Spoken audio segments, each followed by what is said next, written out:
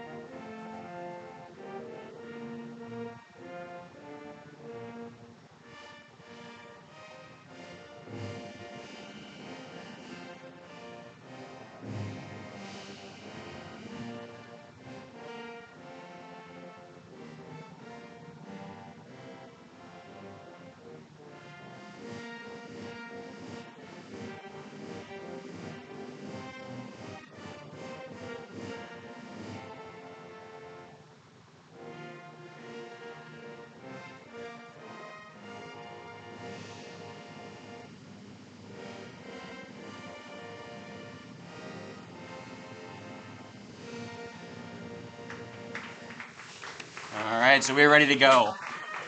Two of the best teams from the region going to face off here with a trip to the title game of the Central Plains Regional on the line. Both of these teams coming into the game 2-1 overall. The St. Mike's, their journey, they had to win one losers bracket game. They started off with a 4-0 shutout win over the South Dakota State champion Harrisburg Gold.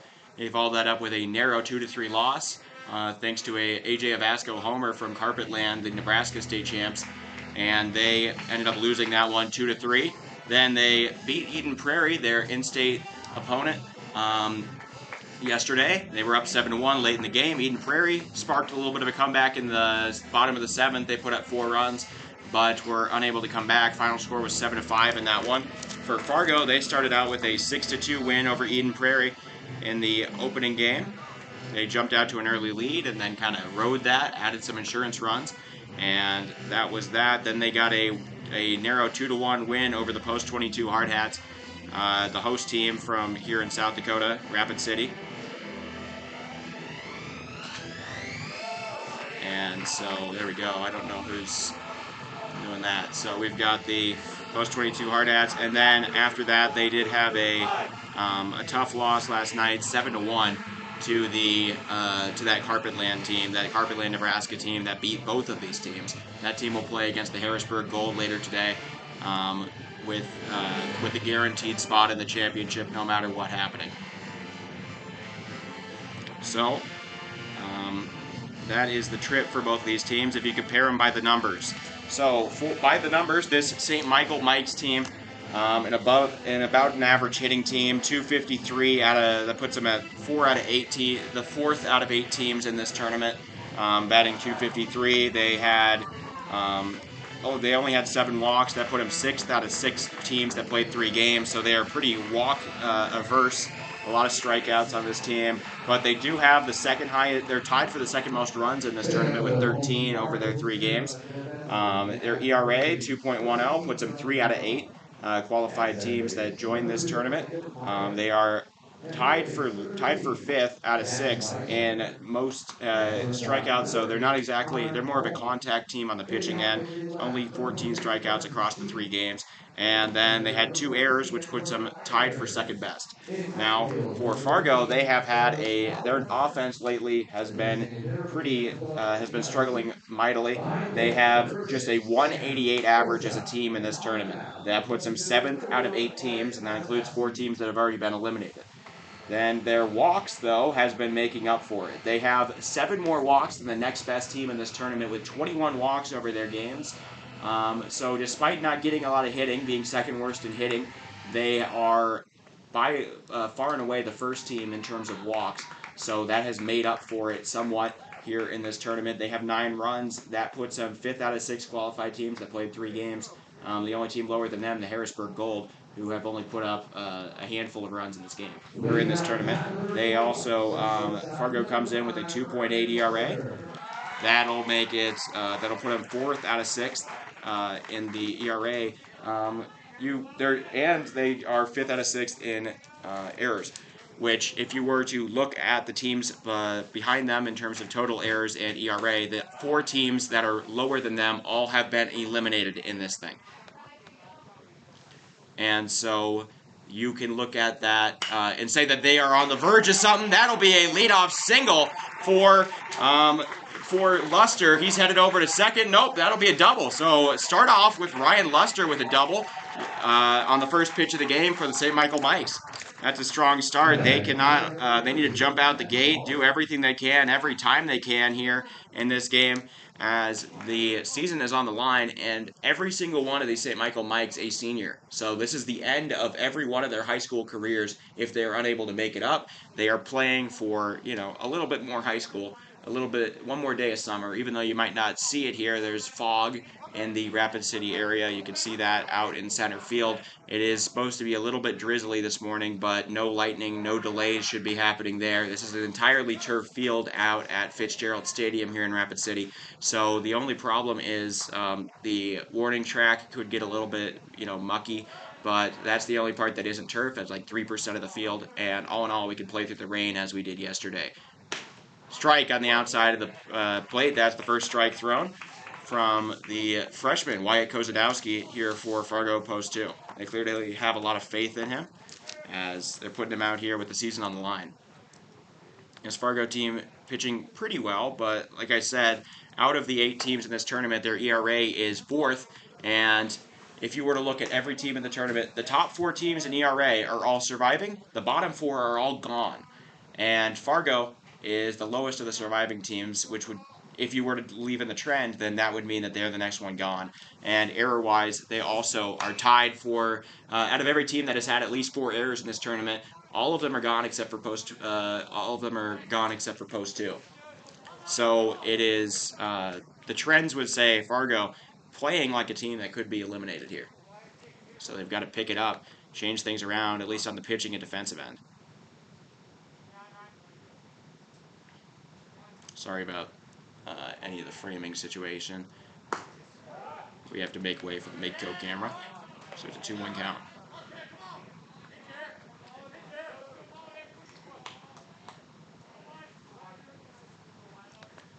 Two. Here to the hitter, Matthew Malik. Malik batting 4 for 9 in the tournament. Pops it up. That should be playable. Oshok takes off the mask. He's behind the plate. He will miss it. He loses it up there, and the ball will drop.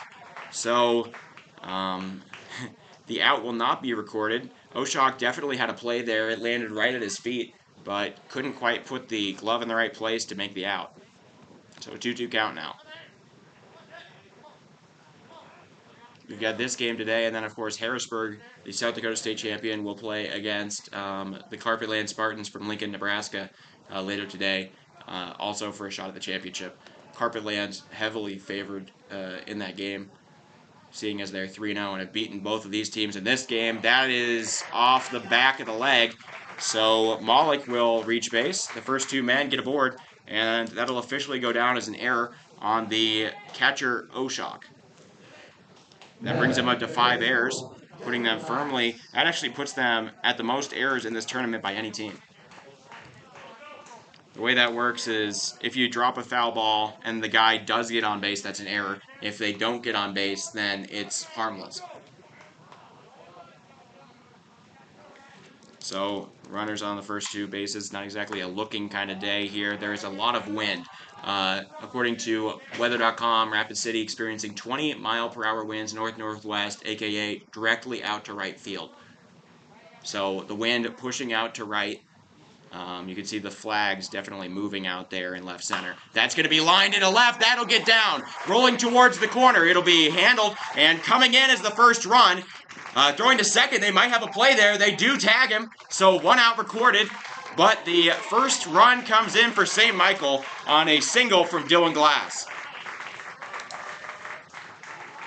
So Dylan Glass comes through with a RBI single. He does get a little bit greedy trying to go for second, is caught there. But that'll be the first out. Malik heads over to third, and Luster, the leadoff man, comes in to score after his leadoff double. So far, no, just the one out now. None recorded by the pitcher Kozadowski. Outside pitch, ball 1.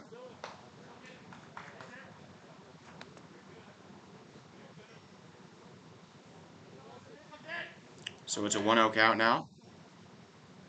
Here to the cleanup man, Saunders. Saunders done his job at cleanup pretty well. He leads this team with 4 RBIs. That's exactly what you want out of the 4-hole. He has a chance to make it 5 with any sort of hard contact here. Kozadowski already behind in the count here to the cleanup man, Saunders. That's lined into center, a hard hit ball, that'll get down, it's headed to the corner. 1 run will score. Saunders rounding for second, he will hold up there, and a stand-up double. St. Michael, 3rd hit of the game now, and their second is for base hit, and they're making a statement in the first inning here against Fargo Post 2. They came out the gate hot and are not going to let this opportunity slip through their fingers.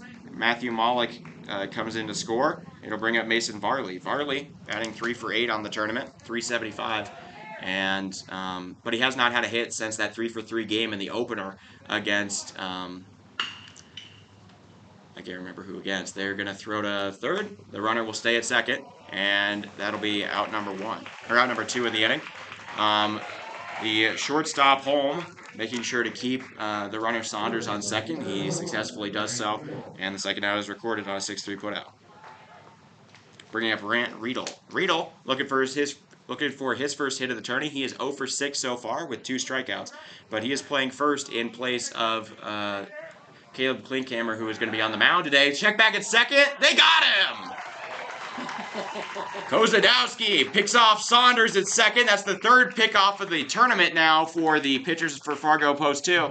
And they come through. That will end the inning. But St. Michael does their damage. They put up 2 runs in the top of the first, getting out to an early lead against this Fargo team, which hitting has not been their forte so far. They're going to have to change that and try to chip away at this 2-run lead in the bottom of the first. So Kozadowski only gets 1 out via his pitches. 2 outs are recorded on tag plays at second, 1 on a greedy base running move from Dylan Glass, and finally the second one coming from the pickoff play out there at second as well. So to recap that inning for St. Michael, they put up 3 hits. They score 2 runs. Both of them are earned. Oh wait, one of them is earned to the pitcher. One of them is earned to the pitcher Kozadowski. There's 1 error on the catcher Sam Oshak, and there's nobody left on base. It is 2-0. Coming out now, the 6'6", 225 first baseman / pitcher, right, big righty Caleb Klinkhammer.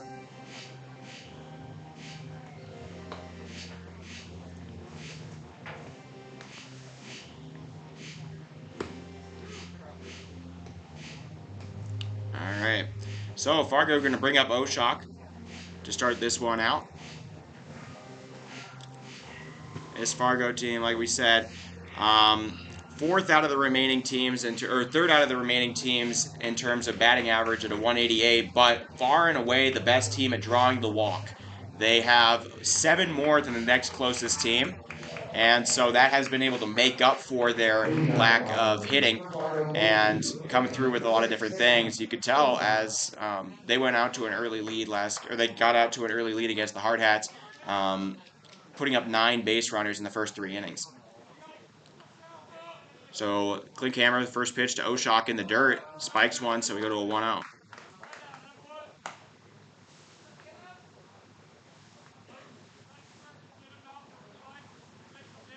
Oh yeah.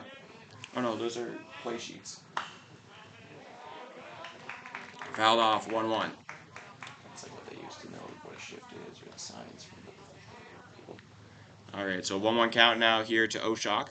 Oshak 1 for 10, does have 2 walks, a stolen base, and 2 runs. He had that error earlier. That's a chopper over to third. It will be fair. He's running. The throw to first, a little bit off, and he's safe.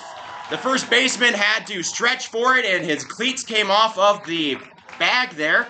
And so a opening error from third baseman for St. Michael. Despite the stretch, that's something that is interesting because 6'6" Klinkhammer likely would have been able to reach and make that play without leaving the mound, without leaving the plate. But Grant Riedel unable to stretch all the way.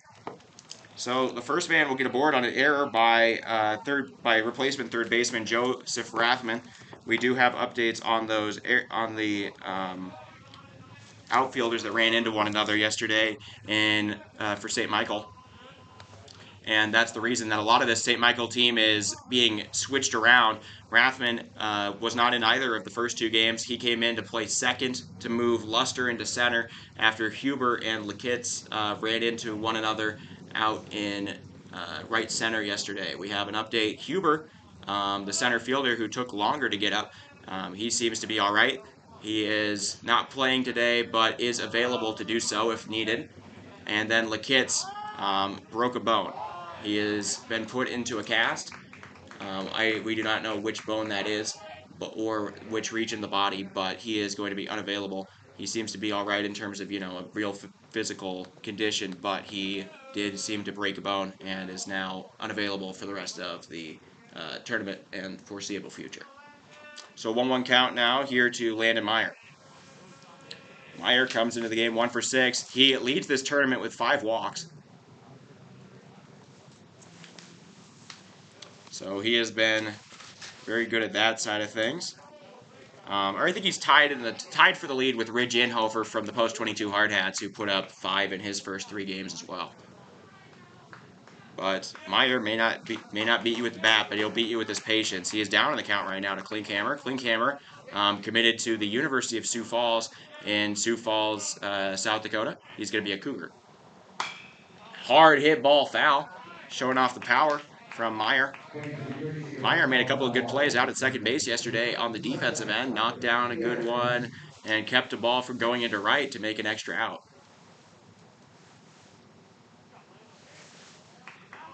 All right, so the kid seemed to be a left leg injury, had a walking cast on in warm-ups today. Popped up and once again out of play, so not going to make it easy. Landon Meyer making the pitcher Klinkhammer work for it. Caleb Klinkhammer looking for his first K of the day. Meyer not going to give it to him.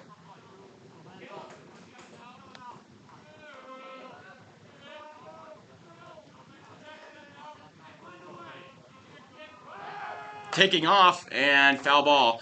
You can see Oshok was taken off for second. He does have 1 stolen base in this tournament, but for a 4th straight pitch, a foul ball coming from Landon Meyer. He is making this pitcher work. We are 7 pitches deep into an at-bat that only has 1 ball thrown. Klinkhammer going to have to contend with a very good plate defending team here in Fargo Post 2. Outside, he will take it. Good eye from Meyer, will be rewarded with the second ball. Thank you all for tuning into Hard Hats TV. I'm Oliver Fell for Hard Hats TV, welcoming you here to a rainy, foggy Saturday here in Rapid City. Central Plains Regional, effectively semifinals. Taking off is going to be Oshok. They throw to second. Glass's throw is not in time. Oshok will get over to second, and the count runs full now. So a stolen base will put the runner on second, and Meyer, who has all these walks, leads the tournament in walks, is now in a full count. This pitch, this at-bat now going on its 9th pitch. That's outside! So he got 3 strikes in a row at the 1-2 count. He fouls all 3 of them off, takes 3 straight balls, and gets his 6th walk of the tourney here for Fargo. Their weapon seems to be the count. They use the count to their advantage, and so that'll be 6th walk in 3 games. Or in 4 games now. Interesting thing, Landon Meyer won with a 167 batting average, but a 545 OBP. You will never complain about that. If your guy can get on base no matter how at over 50% of the time, you will absolutely take it. So an 0-1 count now here to the 3-hole hitter Connor Helm. Helm was an all-state selection. That is fouled off. And so the foul bunt will go down. An attempted sacrifice bunt unsuccessful. And now down 0-2 in the count is Holm. Shortstop Holm had a little bit of trouble on defense so far. 2 errors in this tournament. He is 1 for 10 with a walk, 2 doubles. Or not 2 doubles, 2 RBIs. Sacrifice bunt here would move both the runners into scoring position with 1 out. And bring up the high school all-state big left-hander Charlie Kalbrenner. Take it high and outside, make it 1-2.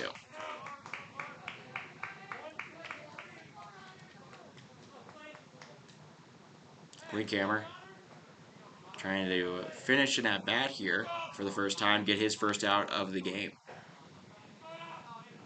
This Fargo team really good at defending the plate.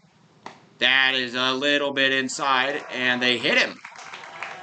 So, bases loaded with nobody out here. Fargo starting a rally of their own. They're down 2 runs, and a single swing from Kalbrenner could very well make this thing put this thing in their favor.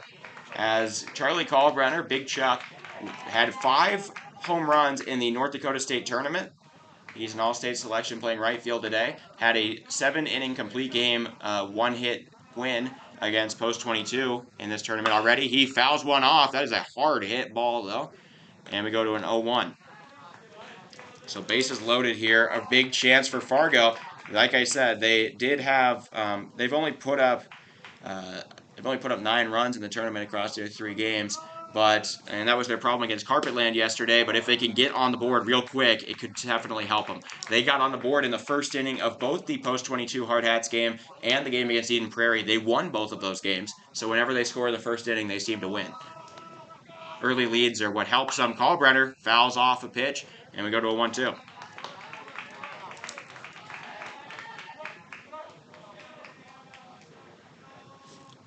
Bases loaded, nobody out for Klinkhammer. He's in a little bit of trouble. 1-2 count. He's seeing this a lot. Charlie Kalbrenner, big wind at his back. That's a swing and a miss. So the first out of the game is recorded for Caleb Klinkhammer, and Big Chuck, Charlie Kalbrenner, goes down swinging. First strikeout of the game, and it'll bring up Jordan Leininger. Leininger, all-state selection as well. In this, the third straight one in this order at the 3, 4, and 5. Leininger is 2 for 7 in this tournament. Does have 3 RBIs. He could help out his team with 2 of them right here. That's a strike on the edge of the plate. Good breaking ball finds the zone for Klinkhammer. Klinkhammer, slight advantage here in theory, as he's got a righty-righty matchup here with Leininger. Popped up. First baseman, Riedel in foul territory. Gonna have a chance. He's in and out of his glove. It drops in and falls out. Oh, man. That was in the basket of the glove, in the pocket, and it just rolled on out. So not quite enough on the snappiness of that one. So the out will elude this St. Michael team, and ready to take another pitch, Jordan Leininger. No matter what, a sac fly, anything like that would be helpful. A little bit high, make it 1-2.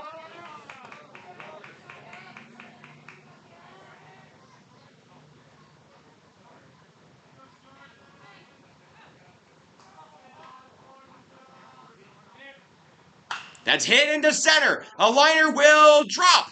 And now 1 run is going to come in. It's going to be muffed a little out there by Malik. The throw to short is offline, but it doesn't matter. That'll be a single. Fargo Post 2 gets on the board here with 1 out in the bottom of the first. They half the lead with a single to center by Jordan Leininger. It'll bring up Jackson Beiswinger. The thing is about this team, you do not want to face them with the bases loaded because, well, keep in mind, a walk will tie this game too with the bases loaded like this. That's how they brought in their first 2 runs of the game against the post 22 Hard Hats and that 2-1 win they had a couple nights ago. 0-1 now to Beiswinger. Outside pitch, sat off on, and we go to a 1-1. Thank you all for spending your Saturday morning with us. Klinkhammer pounds the zone with a strike. So now 2 strikes here. He does have 1 K. Beiswinger, some hard contact could tie this thing up. A hard hit to right, especially one that gets into the outfield, a good ground out, that kind of situation could help. That is going to be hit, maybe far enough into right. Caught out there by Dalmbeck. He's going to throw in. The throw to home, not in time. The game is tied up. A sacrifice fly from Jackson Beiswinger, and Fargo Post 2 undoes whatever this St. Michael team did in the top of the inning with a sacrifice fly. Second out is recorded, and now men on the corners. Levi's Feet now up. Feet batting .400. That's a team best for this Fargo team. The guy you want up right now. Designated hitter Levi's Feet.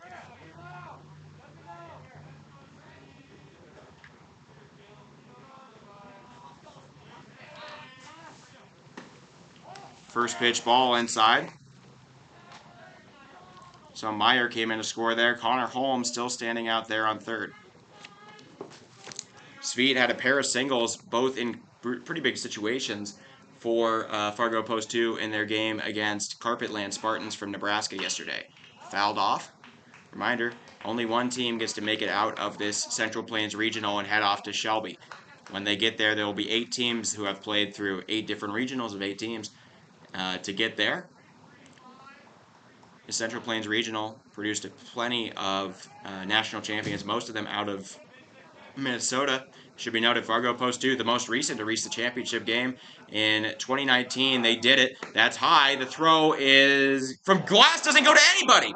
Nobody was covering the bag. A defensive miscommunication. Throw to third from Malik is not going to be in time, and a blunder will bring in a run. Fargo Post 2 takes the lead now. So a stolen base attempt led to Glass throwing to second. Both shortstop Ryan Luster and second baseman Evan Saunders had some miscommunication. Both of those guys not playing their normal position. Saunders typically that's Luster typically playing second base, but has to move over to short so Malik can play center. And then Saunders, playing second right now, was third base for the rest of this tournament, all because of those injuries to the outfielders. They've had to shift things around, but both of those men not on the same page. That is a soft grounder up the line. Glass gets it, throw to first in time, and that'll be the end of the inning. Fargo puts up 3, takes the lead. And what a game we're having right now. We go into the second inning. It is a slim Fargo lead, 3-2. So that'll go down as an error on I'm going to call it an error on second baseman Evan Saunders, because it was an error on one of those, second or shortstop, and I believe second base is supposed to cover the bag there. That's a rare error, but that does hark back to that injury to Lacatz and Huber out in the outfield from their collision the other day. And so both of those players, the shortstop Luster and second baseman Saunders, playing out of position from their normal spot. They weren't on the same page, and it ended up costing Fargo a run thanks to that. So a sac fly, a single, and an error bring home 3, and suddenly Wyatt Kozadowski is holding a 1-run lead going into the second.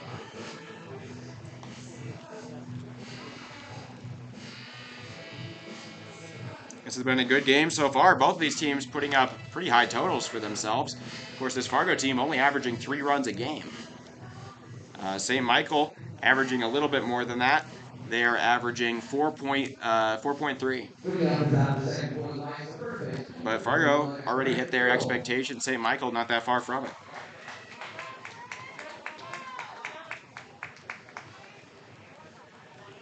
In that inning for Fargo, 1 hit, 3 runs.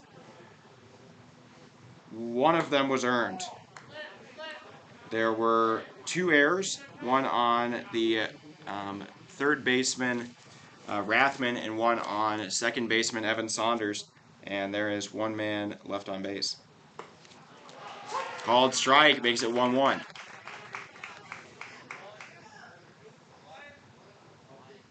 On count now here for Grant Riedel. He's going to get a mulligan after the pickoff at second resets his at-bat here against Kozadowski. And pickoff ended the last inning, so we pick it back up. 2-1 count. High pitch inside. So now Kozadowski down on the count, 3-1. Kozadowski has not walked anybody in this game yet. That being said, he's only pitched 1 inning. Riedel fouls off a fastball down the middle, and we go to a full count.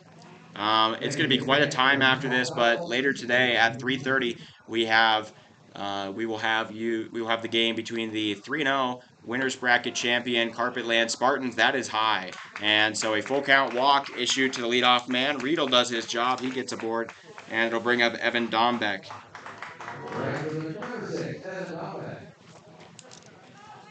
So later today at 3:30, we will see the Nebraska State champion, the Carpetland Spartans, who beat both of these teams head-to-head. They will play against the Harrisburg Gold, who have fought out of the losers bracket, won a game 4-3 yesterday and 1-0 in the day before to get all the way to here after losing the opening game to this St. Michael team. So we'll see that. South Dakota State champs trying to pull off an upset against the winners bracket champion 3-0 Carpetland Spartans. Carpetland already guaranteed themselves a spot in the championship. Both of these teams hoping that they, well, kind of, I don't know what they're thinking, because if they lose, then Harrisburg will have to play the winner of this game in the morning on Sunday before the winner of that game gets to play the Spartans in the afternoon. 0-2. Breaking ball finds the zone. A beautiful curve right into the outside part of the plate, and that'll be out number 1 of the inning. First K of the day here for Kozadowski. That one is looking. Riedel stays over at first, and they'll bring up the pitcher, right-hander Caleb Klinkhammer. Klinkhammer 1 for 7. That's a strike right down central. So a breaking ball, maybe a changeup or a slider finds its way in there.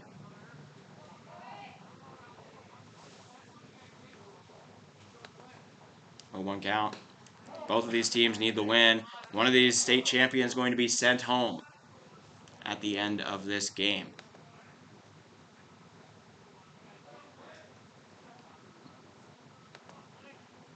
This is shaping up to be a classic. Fouled off by Klinkhammer. He goes down in the count 1-2. Kozadowski just struck out the last man on a curveball in the zone. This St. Michael team wearing a camo jersey. Different than the jersey they wore both the last 2 days. That baby blue. Another curveball just about misses. Klinkhammer able to sit off on it. Good eye there. So 2-2 count.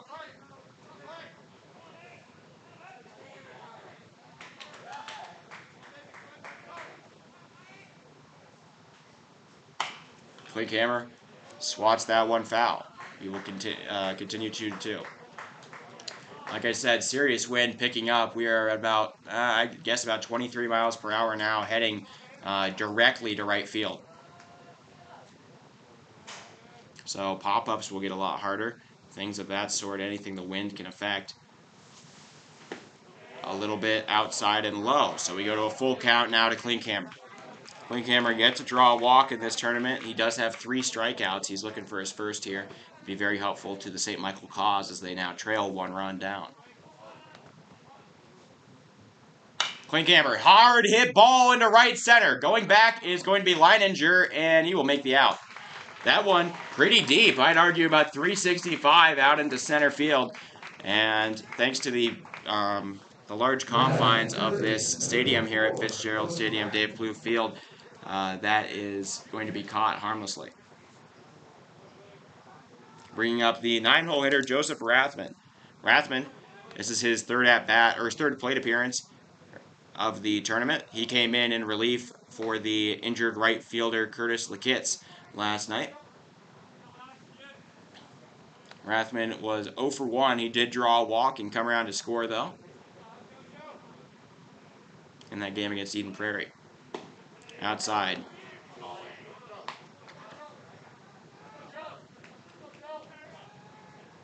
So we move to an 0-1 count.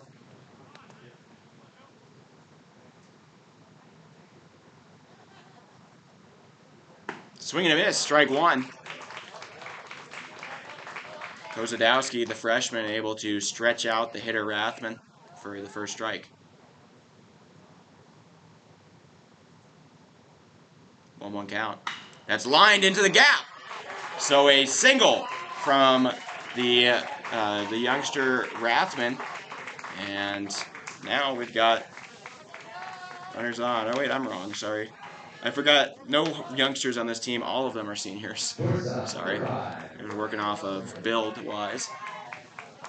So Rathman gets a single, and that's the 4th hit of the game, led up now by Kozadowski. There's 2 men on and 2 outs, and coming up is the leadoff man, Luster. Luster had a hard hit ball that turned into a leadoff double. He came around to score back in the first at bat of the game. It was actually the first pitch. That's a strike. Located beautifully. That curveball finds the edge of the plate on the outside. So it's an 0-1 count now. Here to Luster.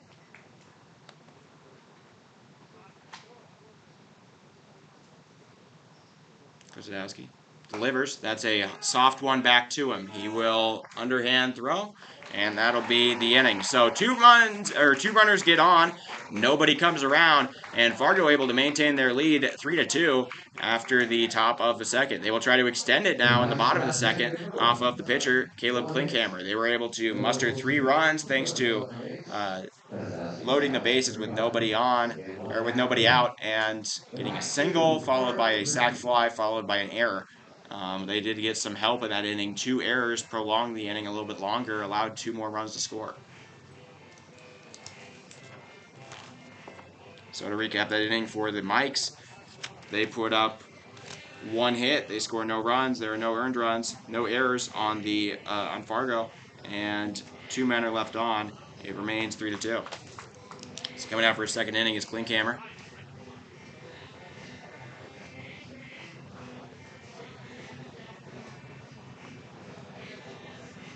Had some trouble with letting on these persistent Fargo batters. Klinkhammer surely above 25 pitches now, nearly hitting 30, I would guess.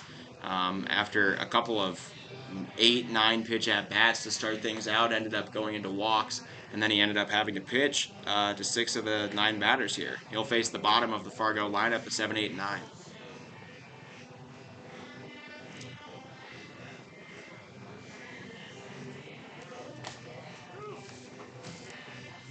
Yeah, thanks, Jim. Yeah, a lot of people, I'm sure, tuning in, watching the other regionals and whatnot to see who will make it into the make it to Shelby for the Legion World Series. Minnesota had several of the most recent champions from this Central Plains Regional. 2011, Eden Prairie was able to win it all. 2003, Rochester, Minnesota. There was the Tri-City Reds, I believe, I believe that was 1983, and then somebody won in 1999 as well.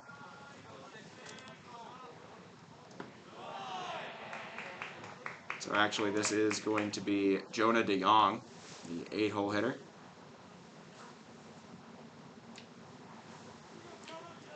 DeYoung 1 for 3, batting .333. That's a grounder over to second. Falling down, Saunders unable to make the play.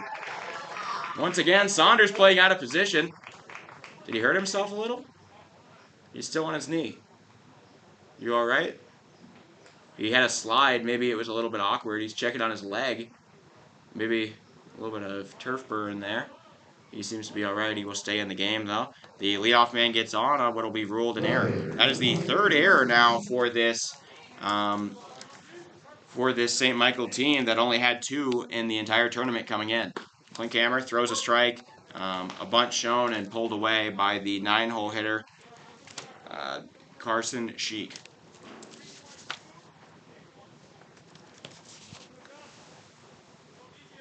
I want to say that Riedel, the replacement first baseman for Klinkhammer, some bunt defense being shown. That's a strike on the outside of the plate. So now Klinkhammer ahead in the count now, here to Sheik.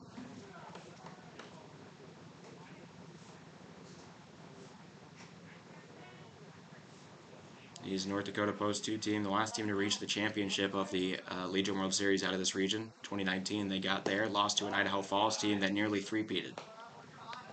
So we go to a 1-2 now. We'll be watching some of the rest of these regions. A lot of these teams, especially North Dakota, playing several of the teams in the Northwest region. There's a Cinderella story in that one. That's a strike on the outside of the plate. Klinkhammer, second strike out of the game now, gets the first out of the inning on Carson Sheik. He goes down looking.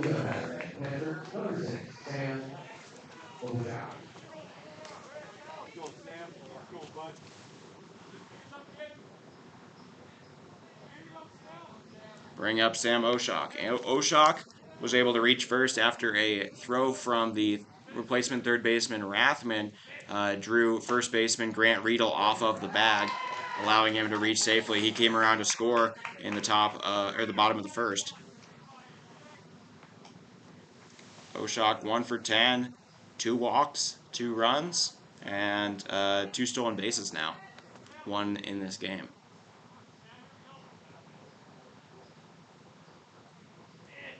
The 0-1. Fouled off. into the Hall of Fame here at Fitzgerald Stadium. Post 22 Hall of Fame.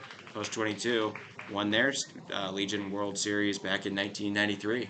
44-time state champions. Made it to 8 Legion World Series. They were eliminated yesterday by that Harrisburg team.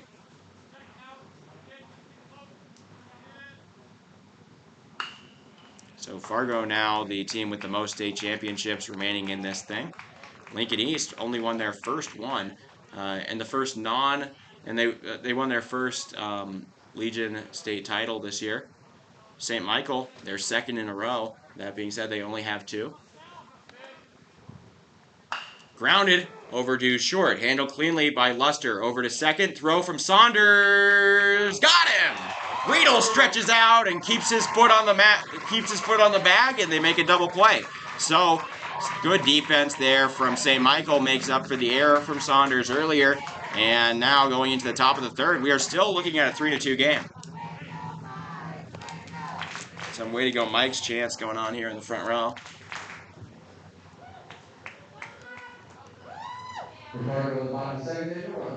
It'll go down as a 6-4-3 double play.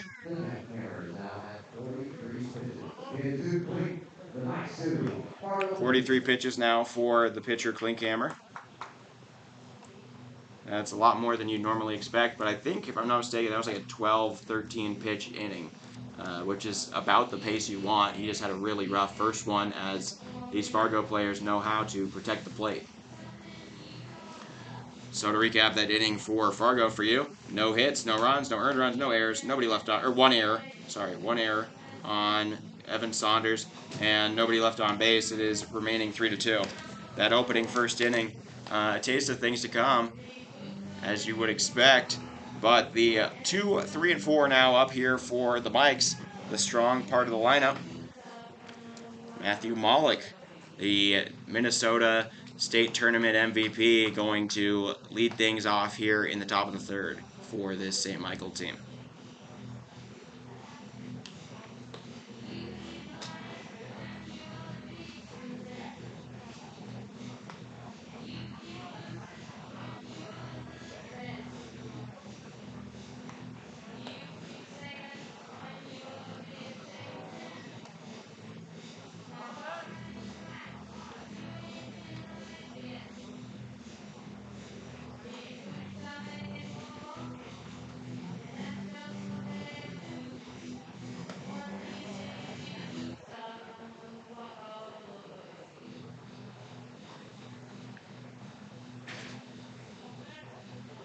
All right.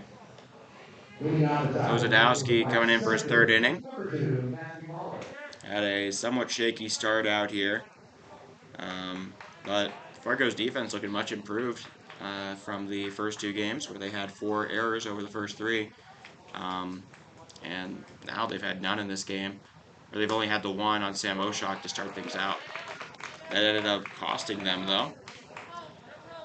Every run except for 1 in this game coming as a byproduct of an error. 0-1. That's grounded, lined. Ooh, just a little bit foul.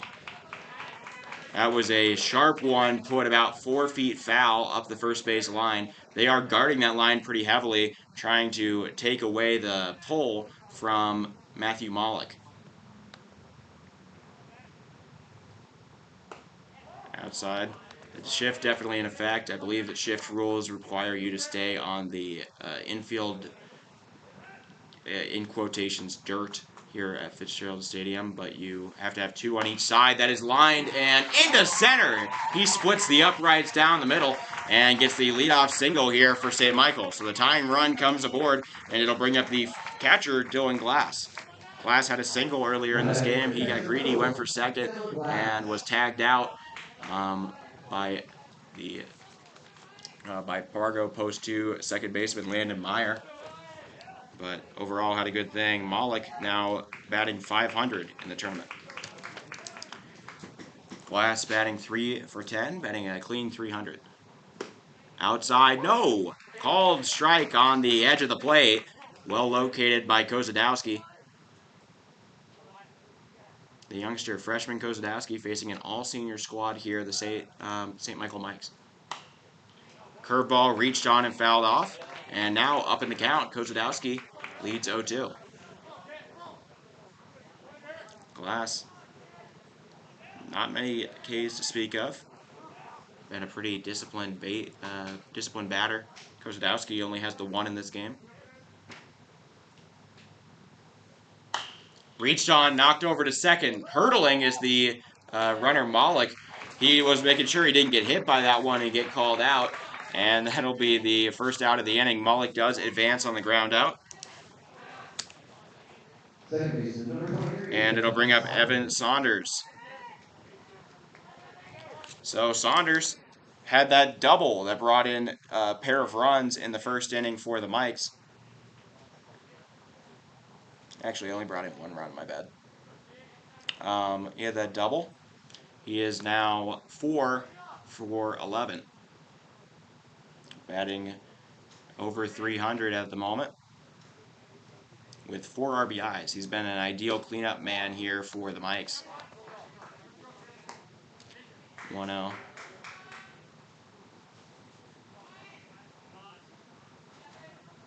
Both these teams shrugging off some of the offensive woes from some of these previous games. Both these teams also elite pitching squads.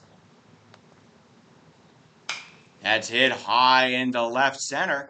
They're still running back for it. It might go off the wall. So now rounding third and coming in to score the tying run, Matthew Malik. That one just kept on going. I didn't realize it had as much distance as it did. It bounced off the Unify logo, or the Unify billboard on the left center field wall out there. That area of the park, about 365, or maybe even 370, out there in left center. So the second double of the game now for Saunders, and he gets his second RBI. St. Michael now takes the lead, or now ties the game 3-3.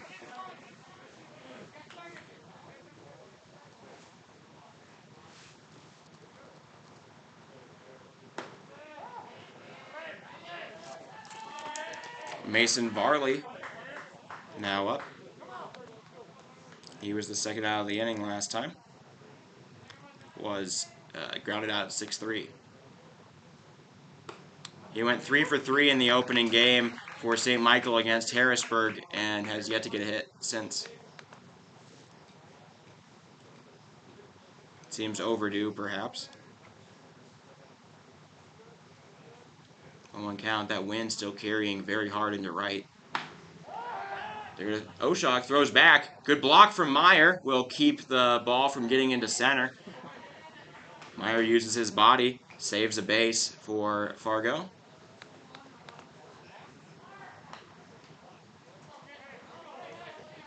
So with 1 out here, man on second, Mason Varley trying to take the lead here for St. Michael. The hitting has been there for both sides in this game. Defense having a little bit less luck.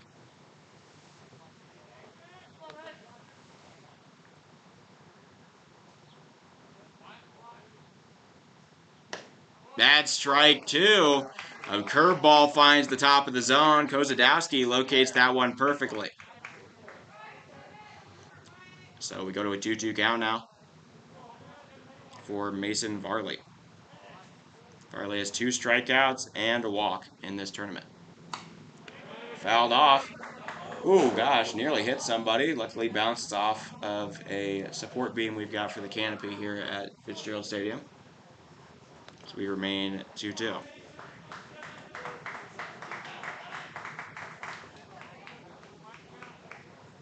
It does look wetter than it actually is. It's not like really raining right now. Just a little outside. Kozadowski really wanted that one to be a strike. It was just off the plate. And so now Mason Varley facing a full count. Like I said, Varley 1 walk to 2 Ks in this tournament. Big pitch coming up. Kozadowski gets out of this. It changes the complexion of the inning. And Fargo likely keeps the lead. Oh! Just up and outside. That's a very good take from Mason Varley on a undoubtedly borderline pitch there in the shadow of the zone. So he works the count from a 1-2 to a 4-2 And they're going to come talk to Kozadowski, likely just giving him some encouragement after a pair of close misses on the end of that one. Walks the second batter of the game. So men on first and second. Coming is Grant Riedel. He was the other man to get a walk off of Kozadowski back in the second. He comes in 0 for 6. But with that walk, he got over a second last time up.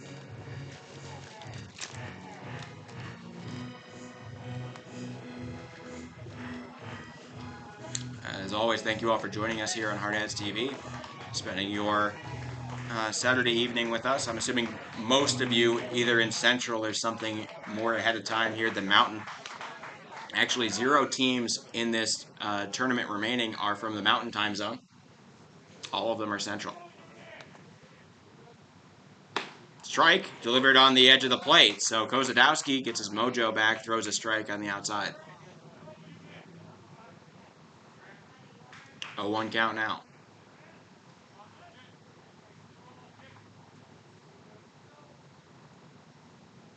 Riedel swings on one, hits one into deep right center. That is going out, and the 3-run bomb! That'll break the tie and give a commanding lead to this St. Michael team.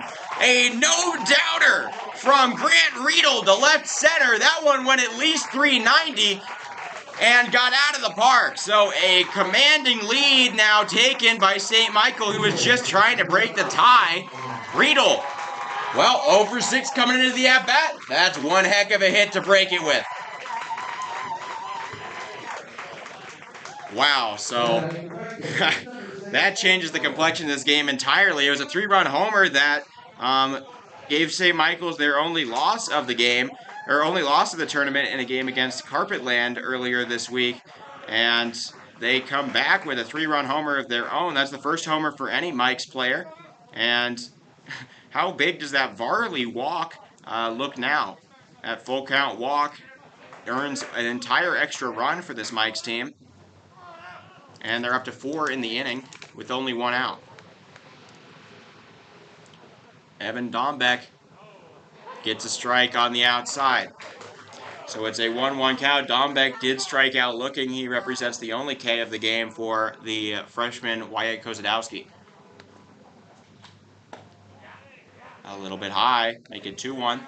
Kozadowski, the youngster, going to have to collect himself and continue pitching after allowing the 3-run bomb there. Fouled off by Dombeck, and we go to a 2-2. That really did change everything. Just the 5th home run of this tournament and the first for the Mikes in any capacity. That brings their total hit count up to 7 in the first 3 innings off of Kozadowski, and their extra base hit count all the way up to 4. So they're averaging over an extra base hit an inning. Swing and a miss.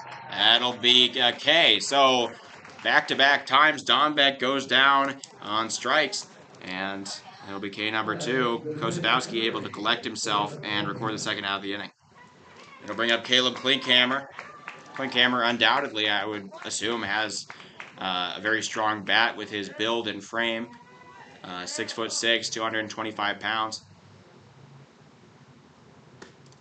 The wind has shifted a little. It's now heading out to left.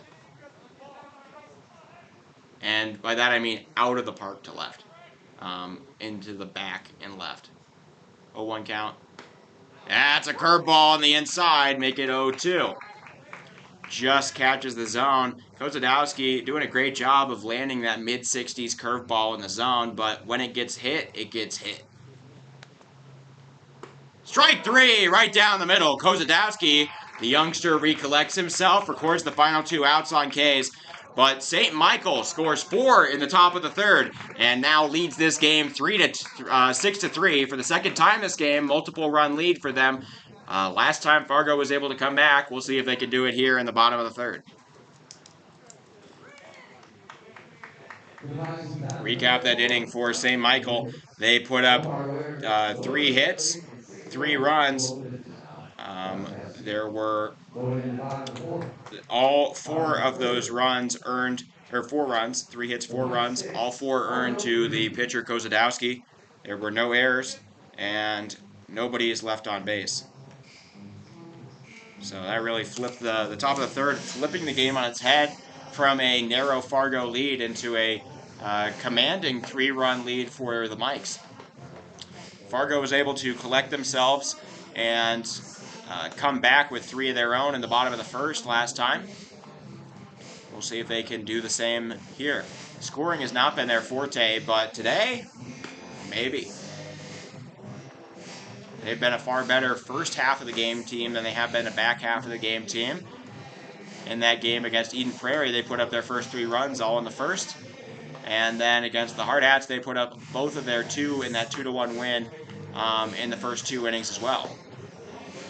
So as we enter the third, they are definitely still in the front half of the game here. And you got to remember, this is a 42-7 team. This is a team that has gone through a lot of resilience, gone to plenty of tournaments, and showed up in each of them.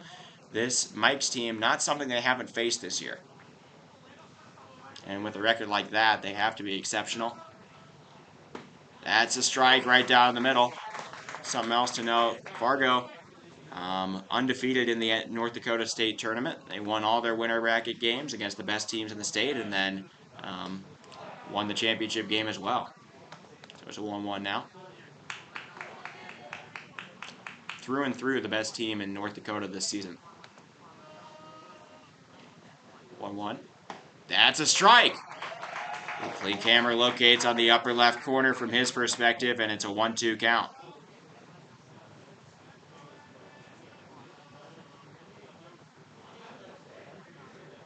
One, two. Clean camera. Hits one. That's going to be just at the right fielder.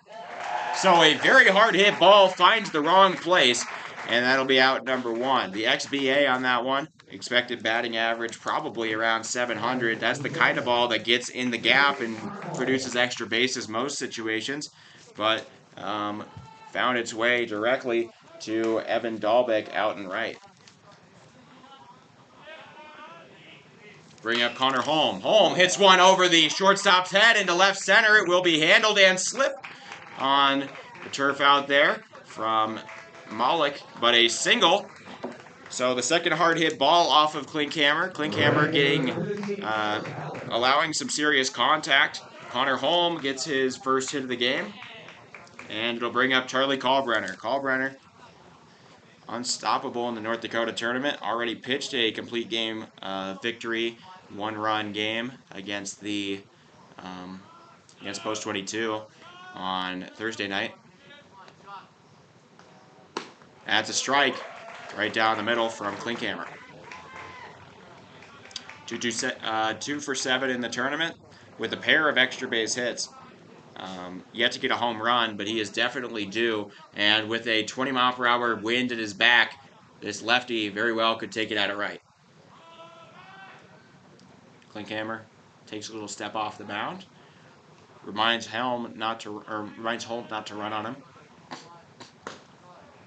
A little bit outside, good patience there from Klinkhammer. That's what Fargo has done so well in this tournament.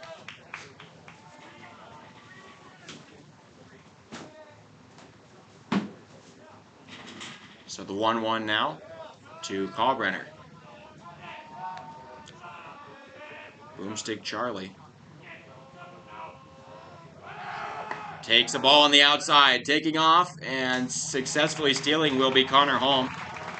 So now the runner in scoring position. Also a ball taken by Kalbrenner. The second stolen base in this game for Fargo Post 2. I do see a little bit of activity in the Fargo bullpen.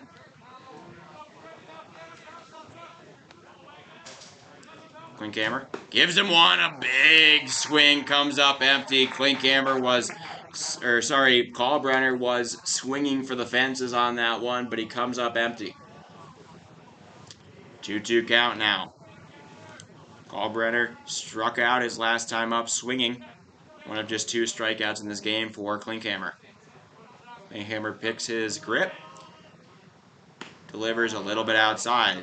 Kalbrenner unimpressed by that one, doesn't budge an inch.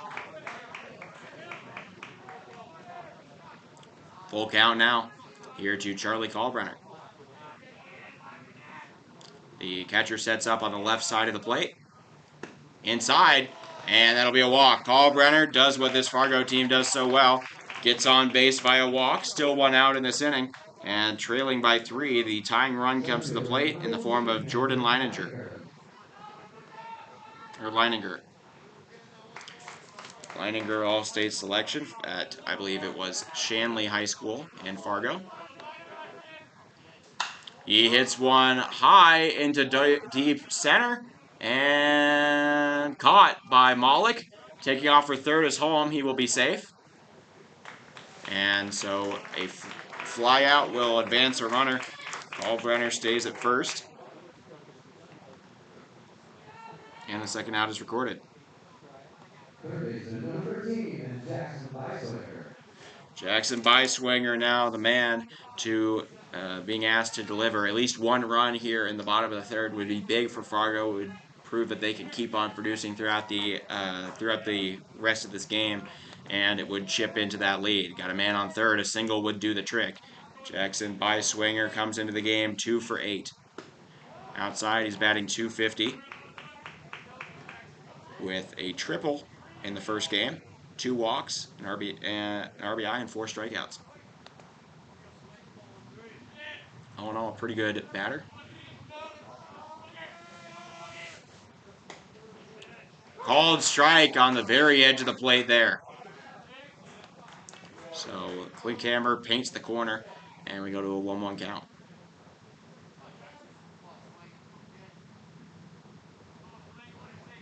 Klinkhammer checking on the runner at first. Will deliver. Another outside ball.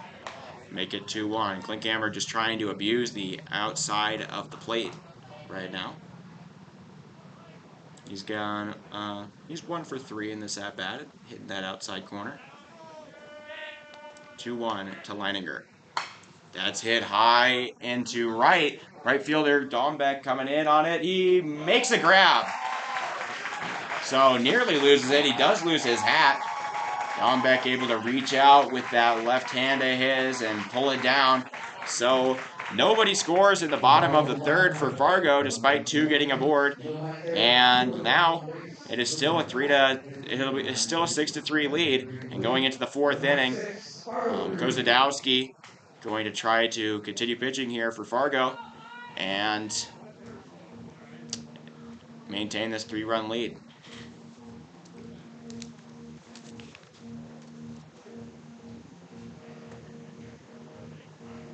Recap that inning for Fargo Post 2. They get 1 hit.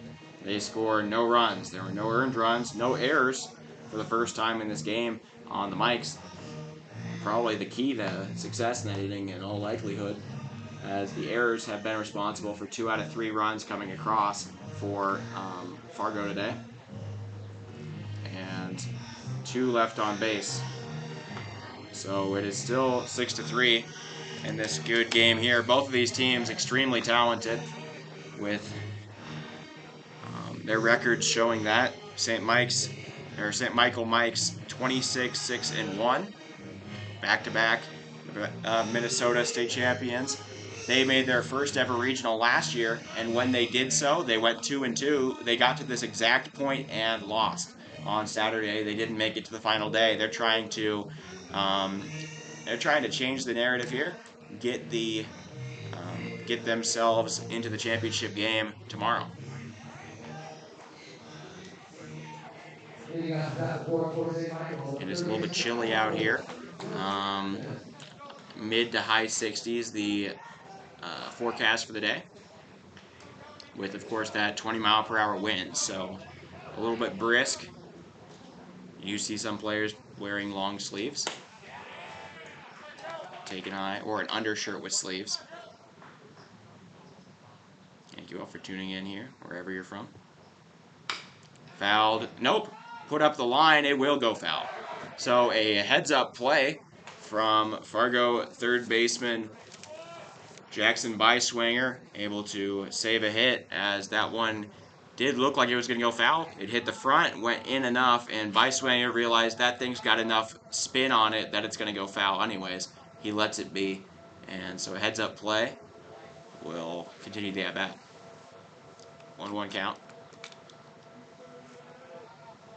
There's some sort of kind of siren going off. I don't know what it is. Swing and a miss, strike 2. It's not, it's just one single tone. It could very well be construction equipment or something. All right, it seems to have stopped.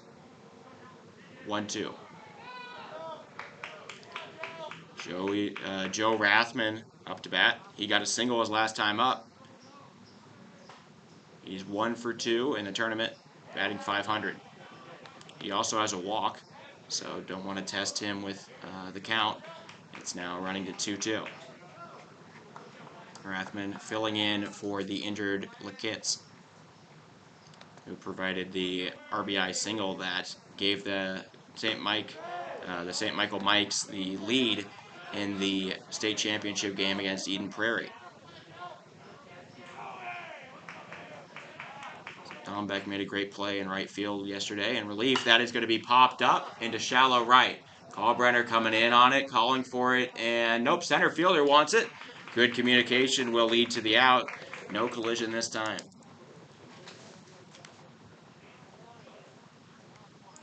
So Leininger gets the grab. That'll be out number 1, but Ryan Luster coming up to bat now. Luster, the leadoff man, had a double to start things off. He is 4 for 12, batting .333 in the tourney.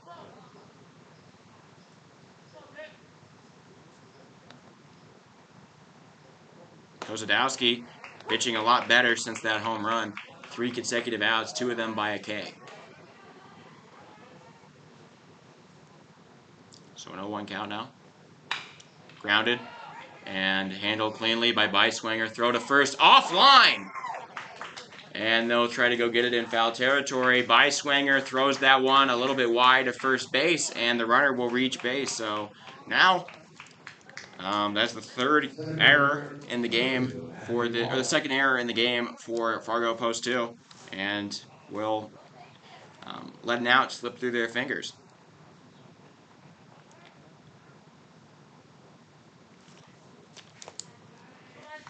All right, so brings up Matthew Mollick. Mollick batting .500 in the tourney. The Minnesota State Tournament MVP is coming up to bat. He's been great. He had a double to lead things off in the top of the third when this St. Michael team was able to make their comeback and take the lead.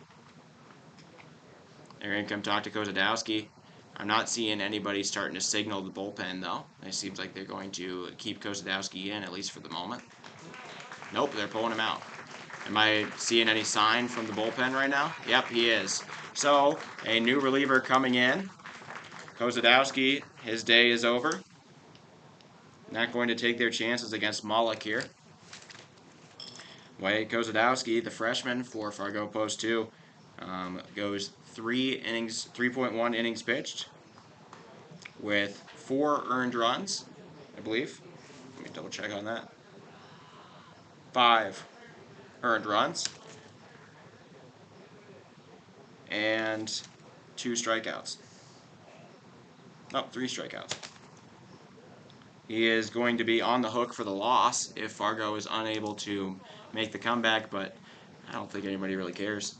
They just want to advance another day. Wins and losses and statistical things, just kind of triviality at this point.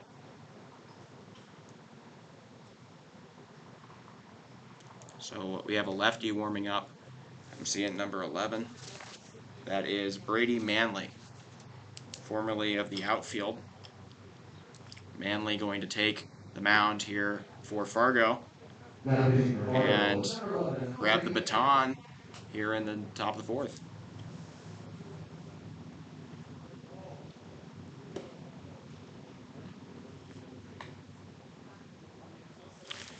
Mollick is going to be up to bat in a moment here. Mollick, 2 runs in this game. He's up to 5 total. He's been red hot in these last few weeks.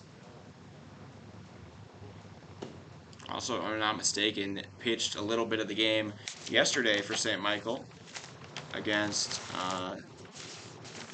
the Eden Prairie Eagles. Hope I had that wrong. He pitched in one of these games, I swear. He pitched the opening game? I think he came in for like an inning at some point. Am I crazy? No, he got the save in the state championship. That's where I'm remembering it. He had a save in the state championship, that 5-4 win for St. Michael to secure their second straight Legion State title in Minnesota over Eden Prairie exactly 1 week ago.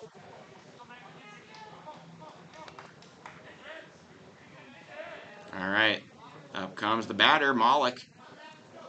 Had the double in the last inning, 2 runs in the game. And leading off of first is Luster. That's a hard grounder over to short. The Meyer throws to short, and Holm does not make the double play. But the lead runner is gotten out. Ryan Luster taken off the bases on a 4-6 force out. Malik will reach base on the fielder's choice. Bring up Dylan Glass. Glass 1 for 2 on the day with an RBI single back in the first.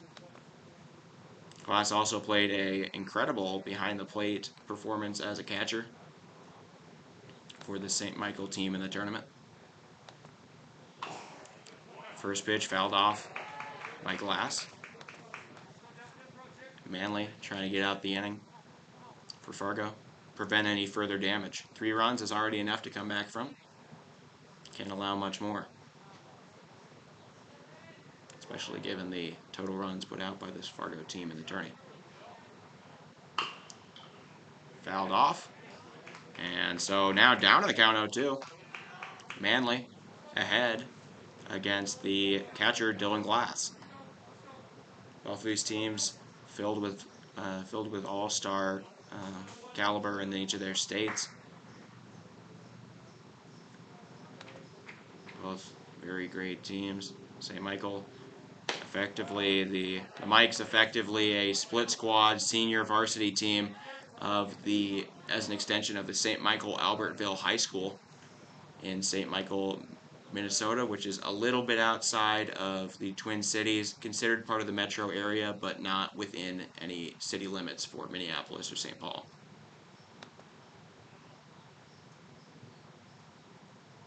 High pitch from Manley, and able to resist is Glass, so it's a 2-2 count now.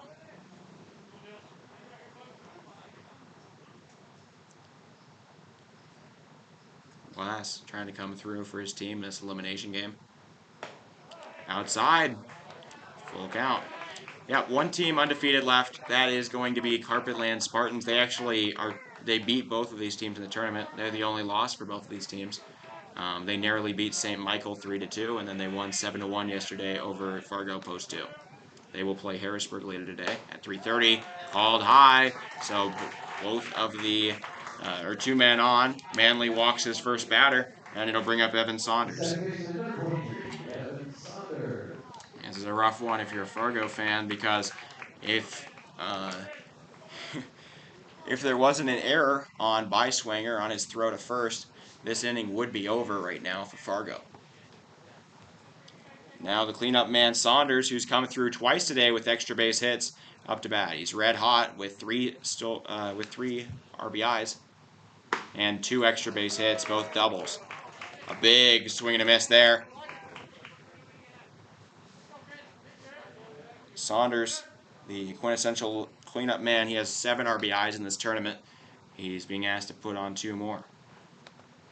You can see he opens up his stance with his hips facing the pitcher, a very unorthodox batting stance.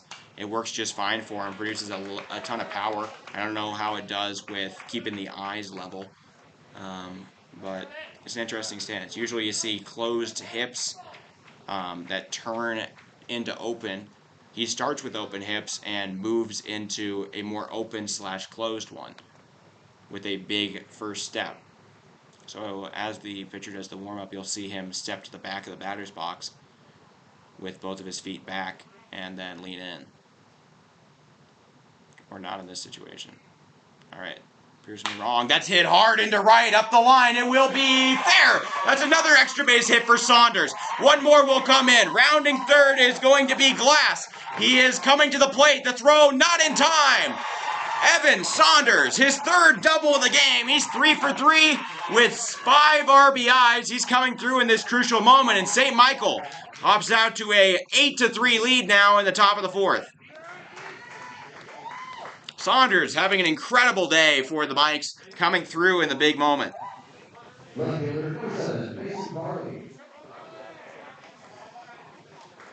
And once again, that error just hurting this team. Had Beiswinger been able to get the out at first on the second batter here of the inning, none of this would have happened. The inning would have been over with the ground out from Malik.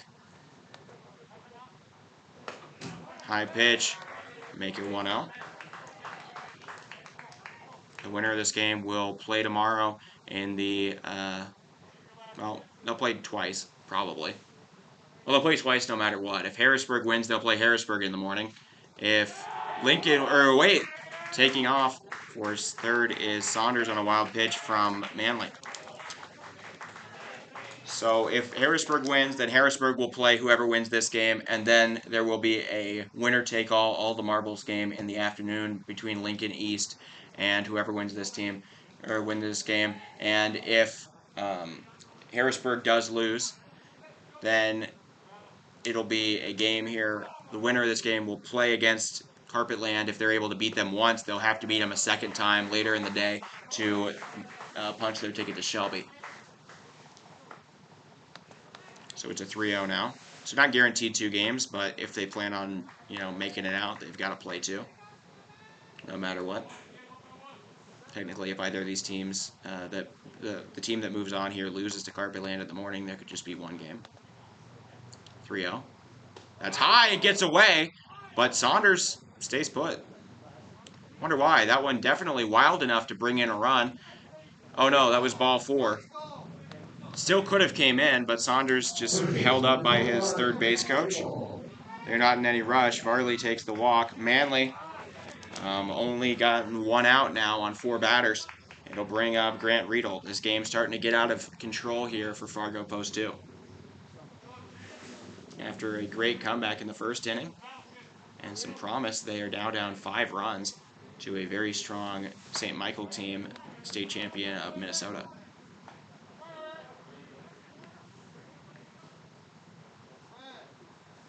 Another arm going to go warm up in the bullpen. I see a number 4 for this Fargo team. 1-0 count to Riedel. Riedel had that 3-run shot in the last one. They throw back to first, but time was called anyways, so he couldn't throw back. Riedel with a walk and a 3-run bomb to left center in this game today. Down 1-0 in the count, or up 1-0 in the count.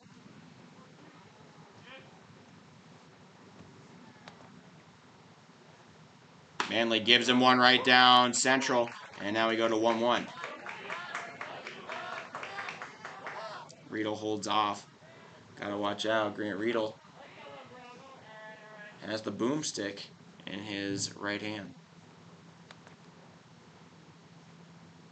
1-1. Very high. Riedel easily resists. And we go to a 2-1. Manly just trying to get out the inning. Got runners in the corners and 2 outs. Ground ball might end up a ground ball to a ground out is what he's looking for. Probably a fly out would be fine, but probably don't want any fly balls coming with Riedel's power.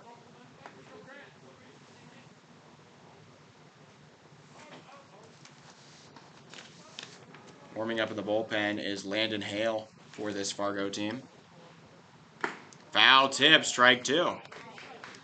Good grab there from Oshak on the foul tip. So 2-2 count now for Manly.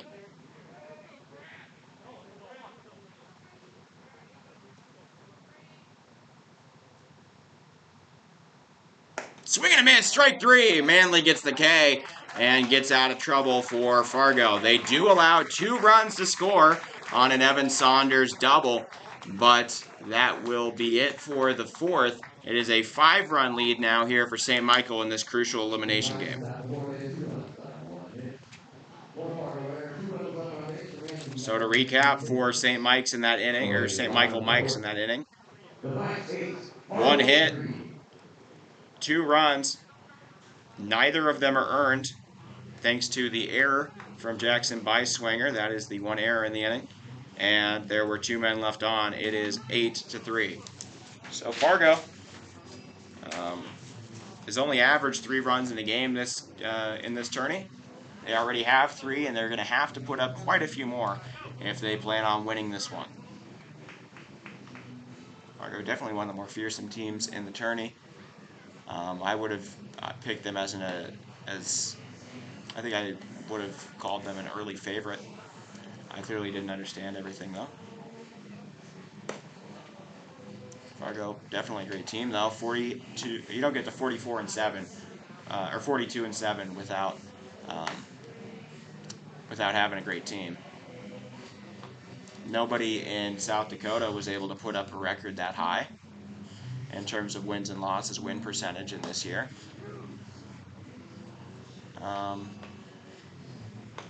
And with the exception of, I believe, Carpetland, who is 47-9, the wins are among the highest. That was the highest win percentage entering the tournament, I believe. 25-6 is very good though for St. Michael Mike's. Levi Sweet going to start this one off for Fargo. Sweet came through big in the game yesterday against Carpetland. He had 2 hits in the later innings, getting the first hit of the game off of starter Carter Mick in that one. Foul off, first pitch, strike 1. Thank you all for tuning in. I'd like to thank our sponsors for making Post 22 Hardheads Baseball and this broadcast here, Hardheads TV, all possible. So an 0-1 count.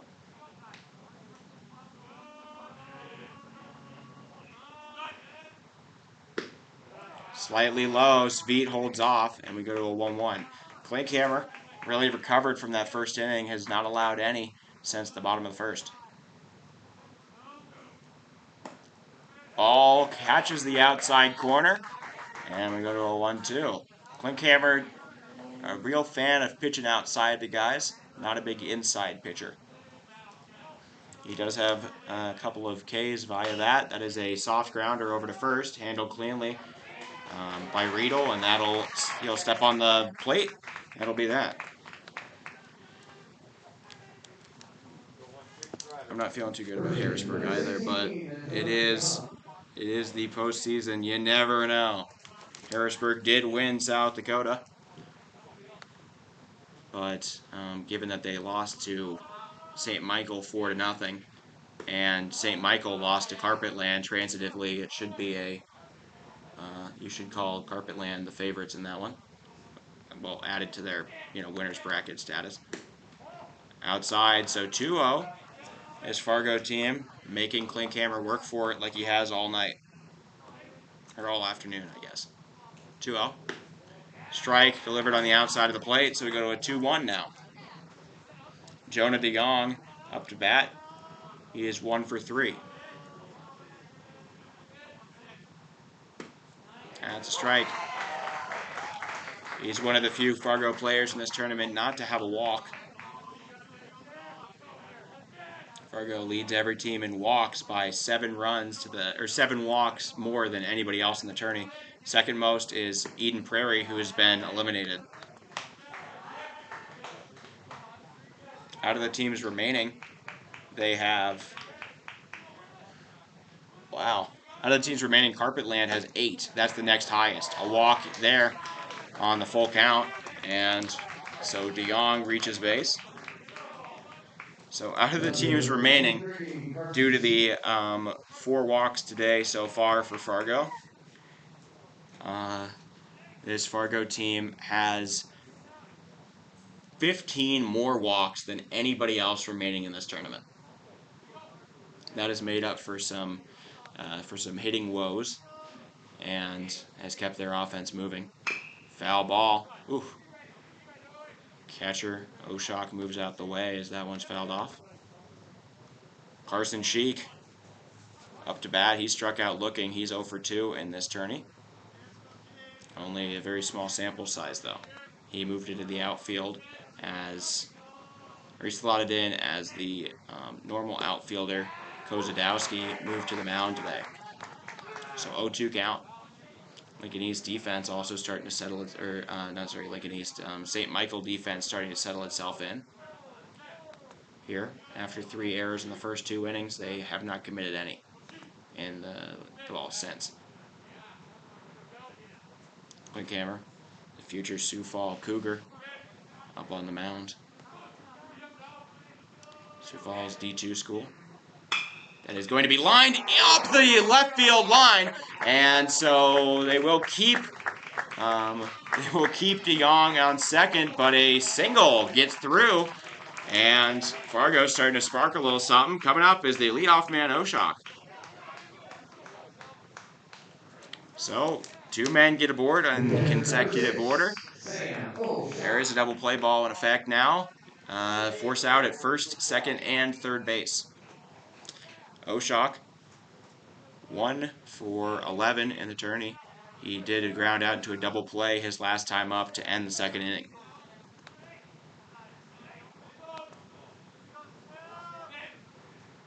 That's hit, lined up the gap, and that'll drop. So that one found its way over to the left fielder for St. Michael. That is Mason Barley. And so the base is loaded now. Fargo back-to-back hits off of Klinkhammer. Second baseman, number 2, Landon Meyer. Landon Meyer up now. Meyer, the leader in the tournament in terms of walks. He has 6 through his 3.5 games now, including a walk earlier. With the bases loaded, a walk would drive in a crucial run and never open up the possibility for an out. On the bases, Connor Holm on the due-up. He came through last time up with a single. Hard hit grounder will go foul. Move it 1-1.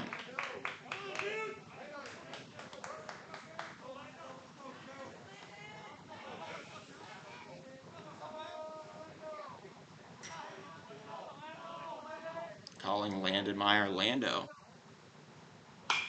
Grounded over to second. Handled cleanly by Saunders to short. And sliding into first safely is going to be Landon Meyer. The double play did not happen. The man at second, Sam Oshak, is retired, but Fargo gets 1 more on the board. They make this a 4-8 game, and still bases, still 2 men on. Overall, I think St. Michael will take that. In order to get that out, they will surrender a run.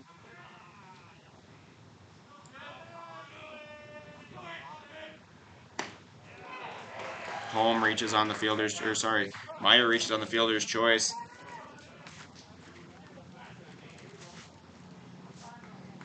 And Carson Sheik now on third base. Klinkhammer up 0-1 in the count now. Here to Holm. Holm, all-state selection for North Dakota. Takes a strike. I believe he went to Davies. I could be wrong, though. Another high school in Fargo. So up at the count, Klinkhammer up 0-2 against Holm. Holm, his last time up, got a single, got all the way over to third thanks to a sac fly and a stolen base. 0-2, taking off is the runner. And so a successful stolen base from Meyer will put 2 men in scoring position. This is definitely a crucial at-bat in the outcome of this game. If Fargo can come through, at least cash in on 1, this becomes a 3-run game. If it's a good hit and it gets to the right space, you might even have 2. Meyer has some speed out there on second. Klinkhammer gives him 1, fouled off. And so continuing to fight is going to be Connor Holm.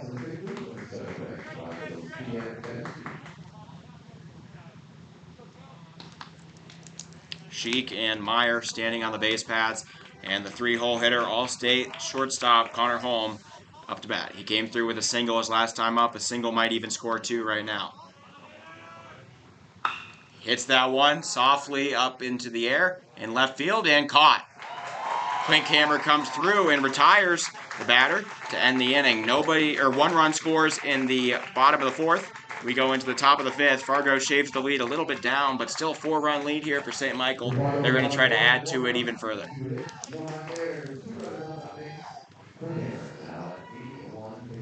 81 pitches for Klinkhammer through 4. He will be probably pitch 1 more inning, and then for the final 2, you'll likely see a reliever or a set of relievers for St. Michael. As this team definitely, this Fargo team definitely driving up pitch counts all around.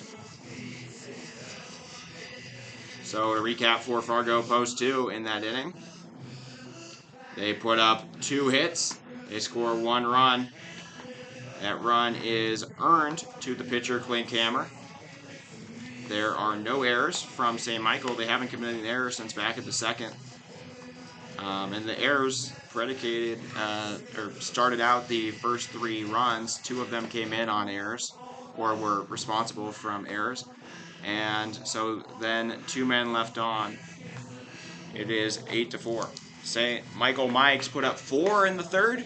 They put up 2 in the 4th, and they've just kept their foot on the gas pedal in this must-win elimination game.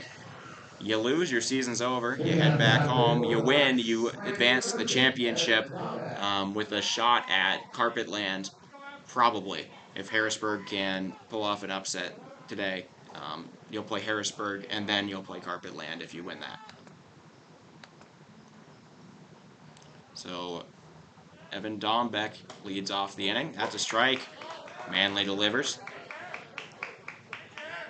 Dombeck having a rough one today. He is 0 for 3 in the tourney with 2 strikeouts on the day. 1 looking, 1 swinging. Those were against the old pitcher. Kozadowski, though, a big swing and a miss, and he is yet again behind in the count.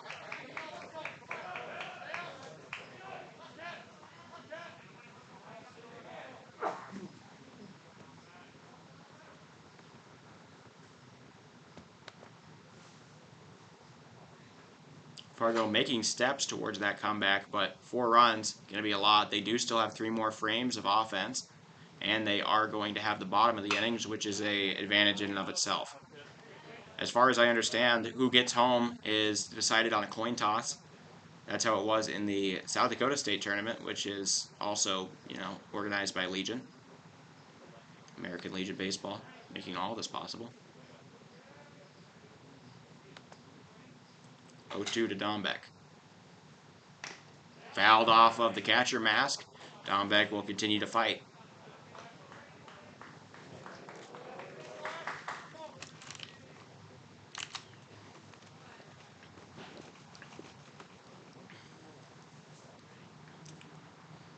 Oh, 2 count still. Popped up into shallow left. Shortstop Holm wants it. He will make the out.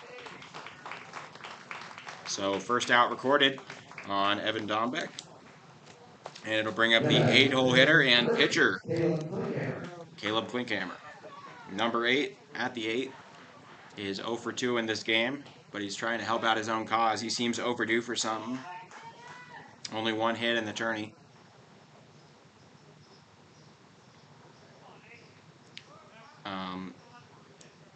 I'm sure he possesses quite a bit of power, but he hasn't flashed any of it, the only hit being a single. That's a strike.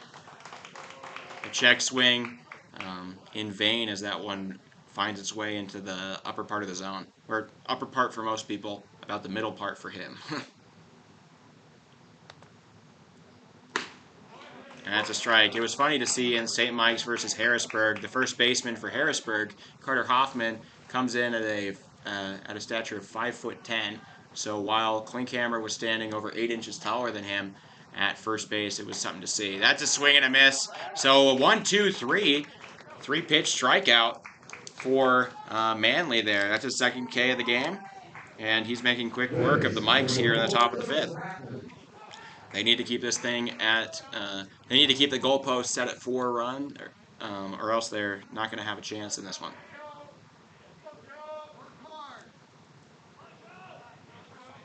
Oh man, I can't believe Maine made it to the championship. Good for them. Swing and a miss. Strike 1.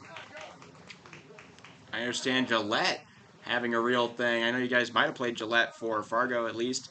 The Gillette Riders, the 4th place team in the Wyoming State Tournament. That's a pop-up, out of play. The Gillette Riders over in the Northwest region, they came in via hosting it this year. There were 7 state titles, or 7 state champions from states such as Oregon, Washington, Wyoming, Alaska, and Colorado, to name a few. And Gillette, the team that didn't win their state title at all, they are 3-0 and guaranteed a spot with the chance to go to Shelby tomorrow. They've been the biggest Cinderella out of all the teams in the regionals so far. Good for Gillette. Oh man, Cheyenne versus Gillette, a in-state matchup that's been played probably 4 or 5 times this year. Going to happen later today, according to Jeff here. Jeff, just a American Legion baseball fan through and through. I enjoy this too. It's like watching the conference tourneys before March Madness. You get to learn about the teams before you see them play in the big deal. So it's a 1-2 count. Manley, high pitch, make it 2-2. And both of these teams definitely could compete on the national stage if they were to get there. 2-2 count. Manley, strike in, or ball inside, and we go to another full count. So it remains full, or it goes to full now. Rathman does not have a K. He does have a walk in his stuff. That's going to be lined over to short. Backhanded grab, missed by Holm. That'll be his 3rd error of the tournament, and man will reach first base. Joe Rathman gets aboard on an error, and the inning will continue. Like I said, that's the 3rd error for Holm in 4 games here. He's had a rough go at it here in the Central Plains Regional.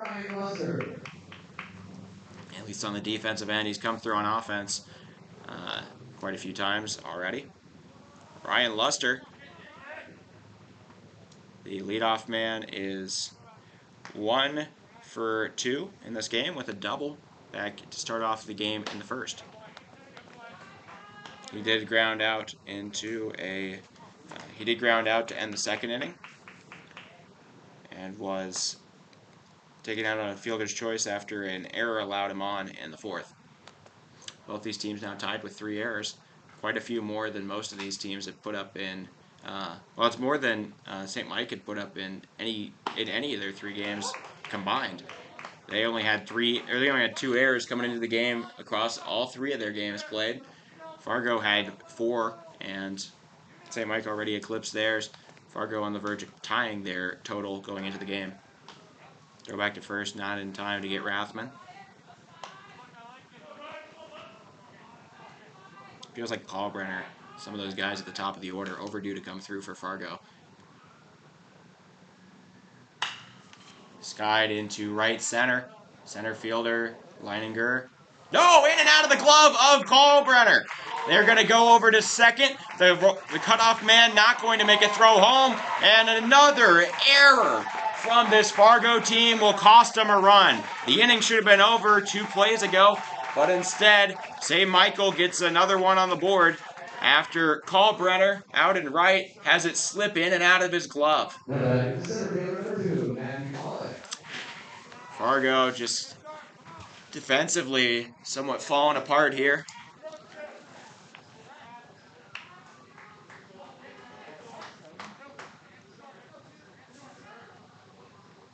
Back-to-back errors from the Fargo post 2 brings in a run on 2 outs. You got to feel bad for the pitcher Manley. He's done nothing wrong. That's going to be lined into right center. It'll drop. And coming around to score is going to be Luster on a single. It is now 10-4. St. Michael with a commanding lead as Matthew Malik comes through yet again here. He has 3 runs in the game. He's batting over 500 on the tournament. And, man, this has come through for St. Michael in a big way. Malik, somehow that's his first RBI of the game, despite the fact he's been on base all 3 times and came around to score. As the inning, none of these runs will be earned to Manley, as the inning should have been over twice over earlier this time. Some sirens going off. better than the sirens I heard at the CWS Classic, which happened directly after a guy got hit in the back with a hit by pitch. It was on the ground. You could hear some police sirens or ambulance sirens, and it was maybe not the best timing. So 1-0 count. Pitch back, not in time.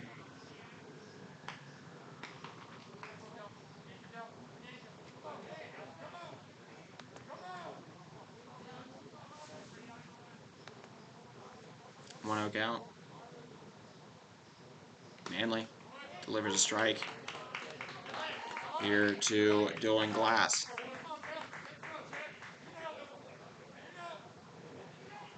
So, by the way, for all of you watching, we are going to broadcast later today with the game. That is smoked into left. So another hit. Dylan Glass comes through with his second of the day, and this inning keeps on continuing. That's 4 consecutive men to reach base now for the Mikes. And now 2 men on with 2 out. Evan Saunders, the man who has not been stopped all day, going to come up to bat. He has a grand total of 4 RBIs in this game. He's up to 8 on the tournament. The cleanup man with 3 doubles. He's 3 for 3 with 3 doubles. Can't ask for much better of a day. He lines one foul.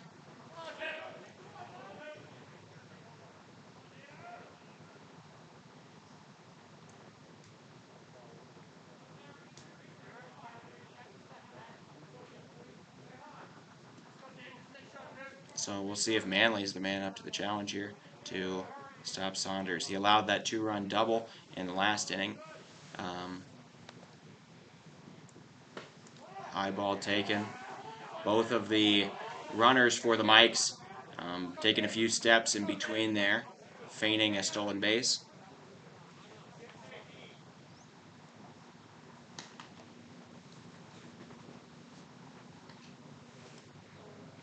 So 6-run lead now here for the Mikes.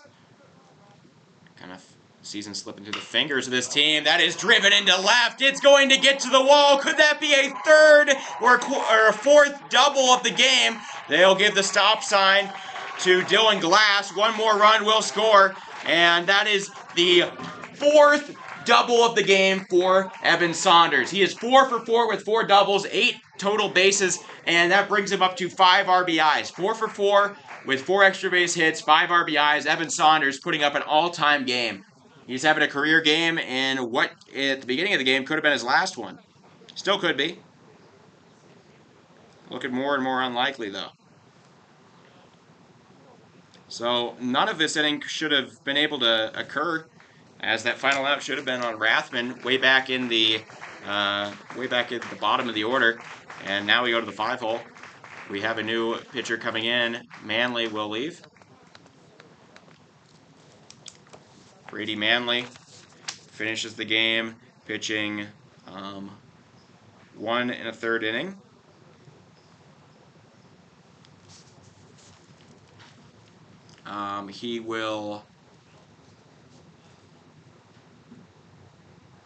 He earns no runs, despite 5 coming across under his watch, as plenty of errors for Fargo have left the door open. This team up to 11 runs and 12 hits off of Fargo today. St. Michael came to play, and they are still in the running here, trying to get to Shelby. They look like a fearsome contender for that rematch against Carpetland. When they played Carpetland the first time, it was a pitcher's duel, 4 scoreless innings with only 2 hits across all 4 to start off the game, followed by the Mikes scraping by a few 2 runs at the top of the 5th, and then AJ Avasco hitting a big 3-run 2-out homer, which ended up being enough to win it for Carpetland in the 5th inning there in their game on Friday. Not Friday, on Thursday. So we have Manley, 1.1 innings pitched, 0 earned runs. He has 2 strikeouts. The loss still would be tracked to Wyatt Kozadowski. The Mikes trying to continue piling on runs. You got to keep your foot on the pedal in an elimination game like this. But this Mike's team showing up in big ways, and especially Evan Saunders. I can't believe that. He's hit one to left center, he's hit two down the line, and he's hit one to right center, I believe. Hit them all around the outfield, getting to the wall on each of the pitches, or each of the times out there.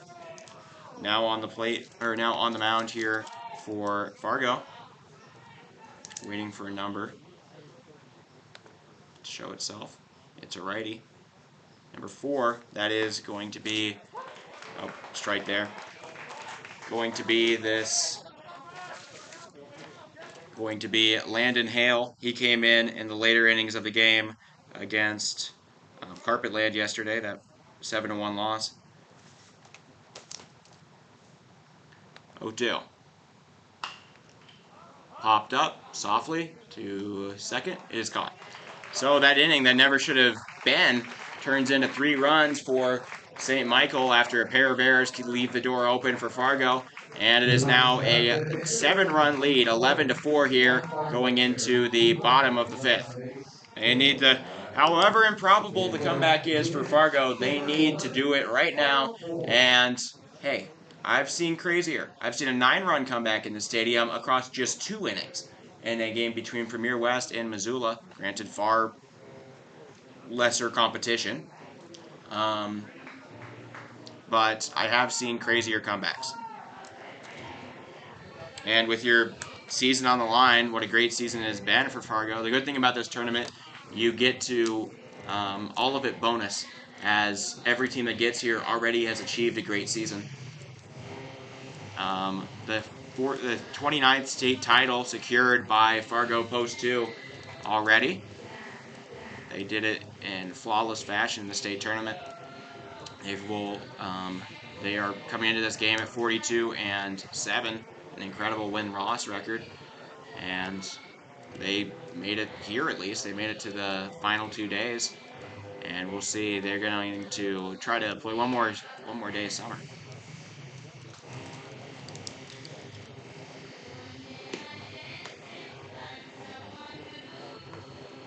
So to recap that inning for the Mikes, 3 hits, score 3 runs.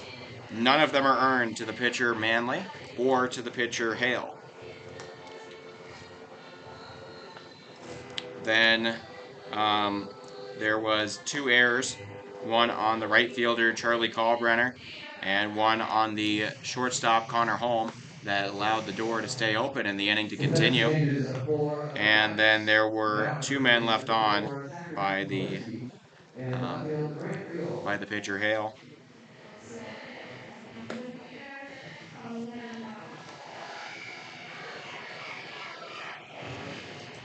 I believe I heard some adjustments. Yeah, Grant Riedel moving into the outfield, and now in for the Mikes, Zachary Helinski will be taking over first base duties. I don't remember who. I didn't hear who got taken out of the outfield, so I can't do much there. But Helinski is at first. That's all I got. Klinkhammer delivers one on the outside. That's been his MO today.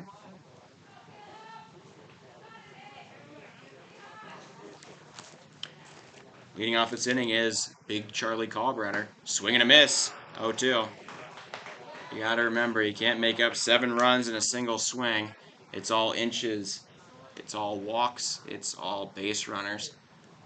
As he goes down in the count now, he's struck out once, got a walk in the other time. Klinkhammer throws an inside pitch. 1-2 count. Kalbrenner, a great 2-way athlete.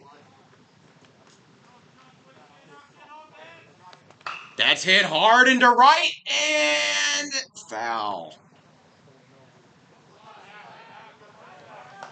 That was a smoked ball down the right field line that got into the corner. That nearly got out of the park. Still 1-2. That's the kind of power Kalbrenner possesses. He just hasn't flashed it in this tourney. Fought off a pitch there, so we continue 1-2. Gotta wonder, some significant eye black on these guys. Not really, the use not really coming through for anybody, as there's really no sunshine to be in this rainy morning. A high pitch taken. Kalbrenner thought he was finished. He put his bat down. He thought that was a strike. The umpire calls it a ball. And so he gets a second lease on life here at the 2-2.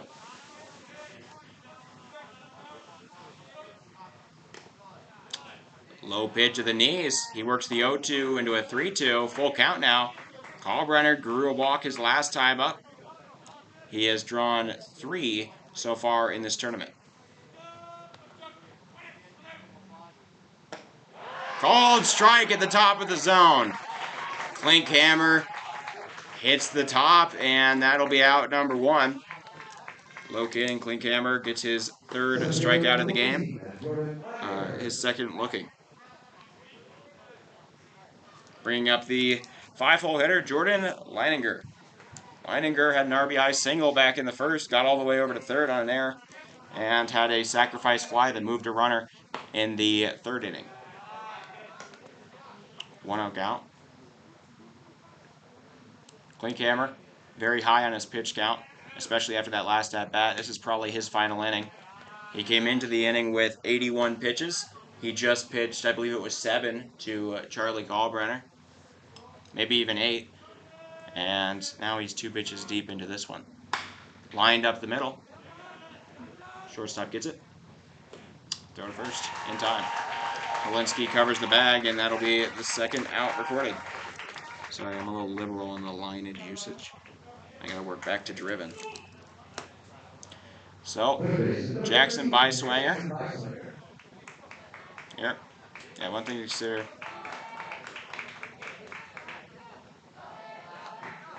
Oh, visitors in game 1 and home in game 2.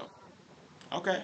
Alright, that does give a little bit of an advantage to that 2nd game, possibly for what shaping up to be Lincoln East Spartans, the Nebraska State champions. Great pitch there from Klinkhammer, paints the top of the zone, and by Swanger, who is 0 for 1 with a sac fly, now down on the count.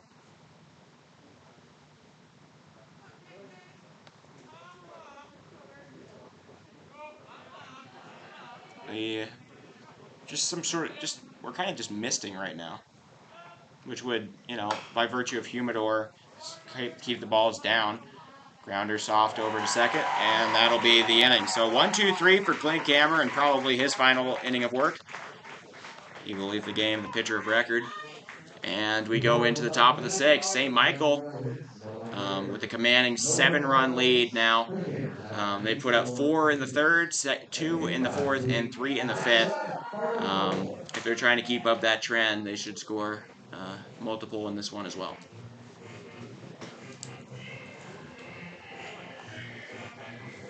Recap for the 5th. Fargo, no hits, no runs, no earned runs, no errors on the mics, and nobody left on base. 11-4 still the score. Center would be, I don't know who's playing center. Did Malik get taken out? I know that Walensky's playing first for the mics right now. And Riedel moved somewhere into the outfield. If I were to guess, maybe that's, I don't know if center's different. But Walensky's playing first, and Riedel somewhere in the outfield. I'll make sure that I get that as I watch him go out this next time in the bottom of the 6th. And so for all of you mics that were not here at the beginning, we do have updates on those 2 players who ran into one another earlier this game, or earlier in the yesterday's game. Curtis Lakitz. I'll give you good news. Sam Huber, the center fielder who took longer to get up, was carried off by his teammates. He is all right. He is even eligible to play this game. He is going to be okay. Curtis Lakitz did break a bone. He is in a cast now, a walking cast on his left leg. But he's able. Swing and a miss. But it seems like his baseball for the summer is probably over. So an 0-1 count to Riedel. Riedel had that 3-run shot back in the 3rd inning. A no-doubter to left. Pitch at the eyes. He'll take it. 2-1. Hale on the mound here. Swing and a miss on a high pitch. The heater goes by Riedel. 2-2 count.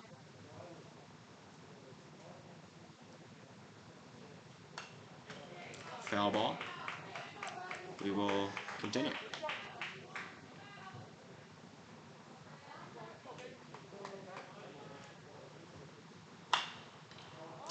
Golfed into right. Kalbrenner underneath it. Makes the out. Out number 1 recorded in the top of the 6th now. On a fly out to right. Right fielder, number 6, and Dombeck. So he is still in the outfield. So we know that Riedel's not in right, as Dombeck is still right fielder. Dombeck having a rough day. He is 0 for 3 in this one with a pair of strikeouts. I can't say who's at center. That is lined into the gap. And that'll be a single. So Dombeck gets his first hit of the day here for the Mikes in the top of the 6th.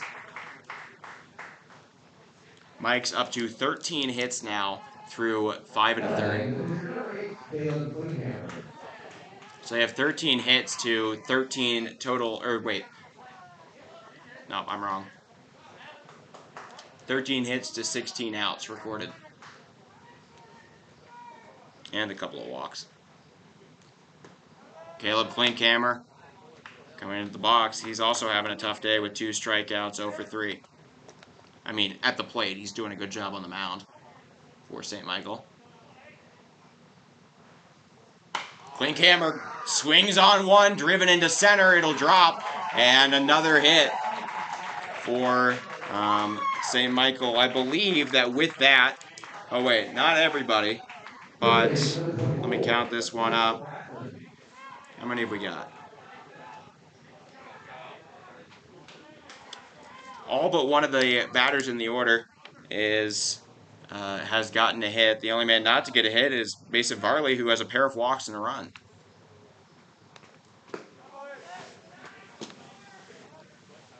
First pitch ball to Rathman. Rathman got on an error that should have ended the inning in the top of the 5th last time. He came around to score on the double or the single by Matthew Mollick. Driven foul. Kalbrenner ranging, and he'll be out of play. So 1-1 count.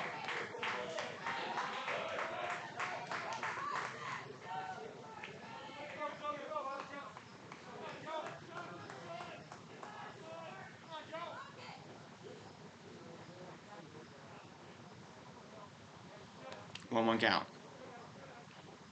Rathman awaiting. Pitch outside. So 2-1 now. The Mike's bats have just been crazy today. This is now a tournament high for runs with 11.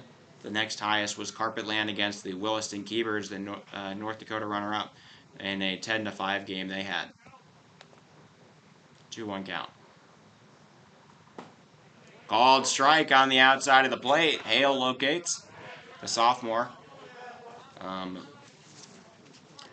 Landon Hale. 2-2 now. This is Rathman.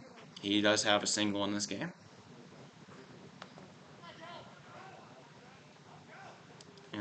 If Fargo's going to have a chance in this one, they absolutely cannot allow any more runs to come in. 7 is hard as is, and although their odds are extremely long, they are not impossible. For a comeback attempt, they would just get even longer if they allow a few more runs here in the top of the inning.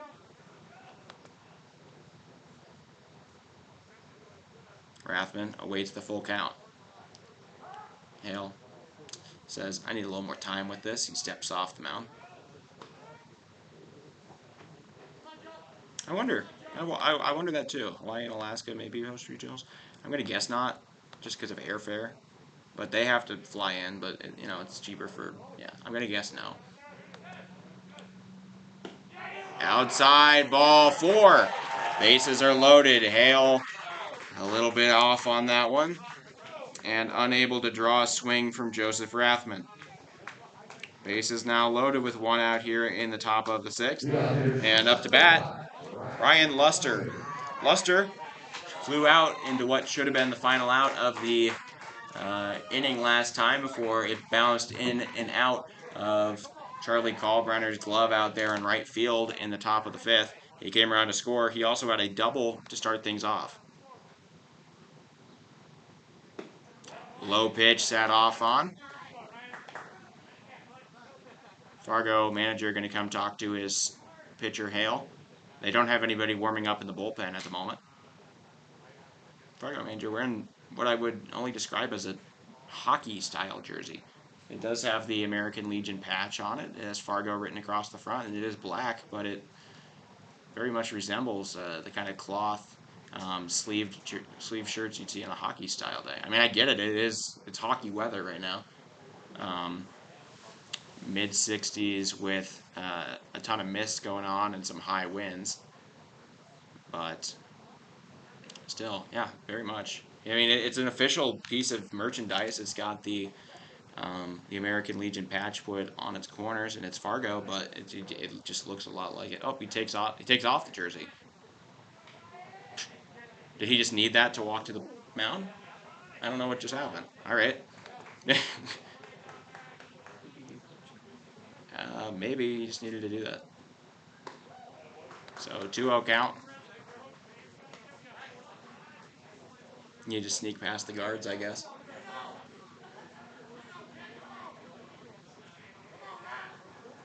So 1-0 count now here to Luster.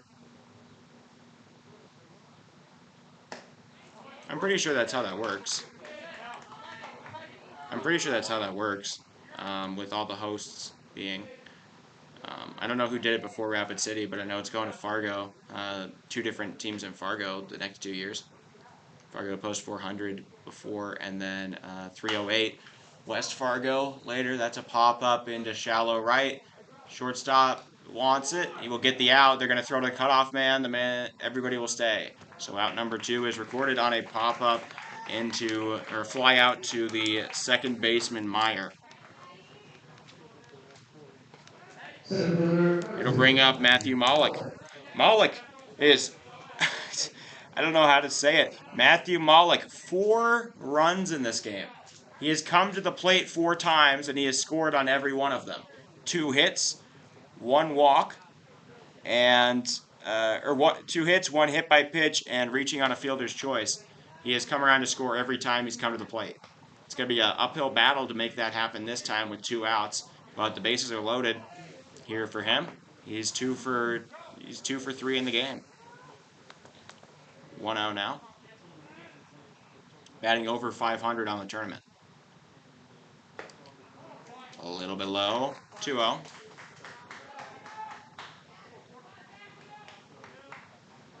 Oh, well, technically last year I don't think Nebraska was in it.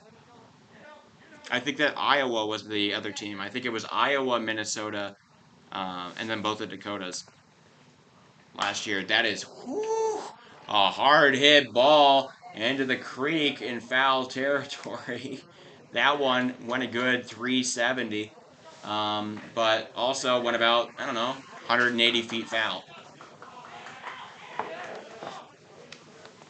So now a 2-1 to Malik, the Minnesota State tournament MVP and hero in Game 7. At the strike outside of the plate in the Game 7, or in the championship game, that 5-4 win over Eden Prairie to get their second straight state title for St. Michael. Malik both hit a 2-run homer in the first inning and was the man to close out that 1-run win in the bottom of the 7th. Popped up, Second baseman not taking any chances. Meyer wants it. He will make the grab. Had a lot of emotional support on that catch. And so that'll be the end of the inning. For the first time since the second inning, St. Michael does not score, despite loading the bases. And Fargo, still down by 7. They're going to have a chance here to, they're going to continue to try to make their comeback. I believe that Klinkhammer will be out now. Just to guess, I'm going to make sure I pay attention to everybody in the outfield now.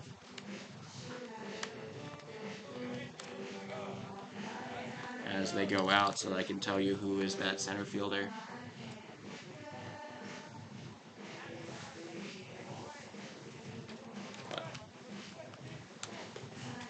Number 6 in right, that's still Dombeck.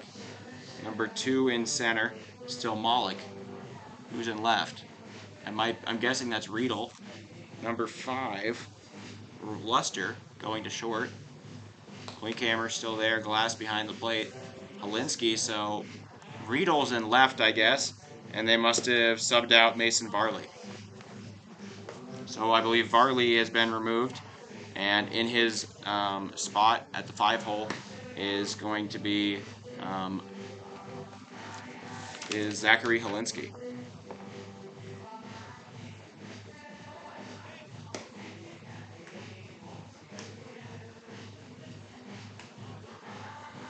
And in the left field is Grant Riedel. So they're just going to throw out Klinkhammer for however many pitches he has left. It can't be that many. The max you can do is 105. You can finish the at-bat if you start before 105 and hit 105 during the at-bat. Hello, everybody. That is going to be hit into left. Riedel makes the grab. So a 1 pitch out there for Klinkhammer. That's the kind of stuff he needs to have happen if he's trying to go here and in the top of the 6th.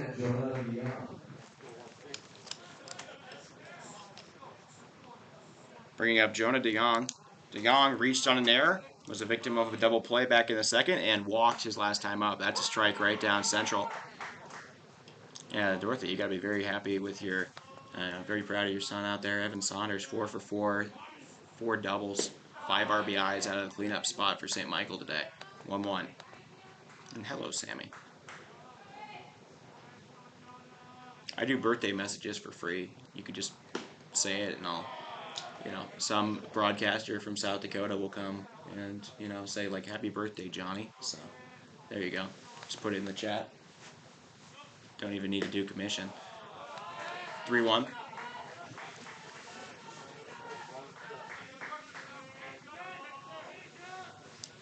For DeYoung.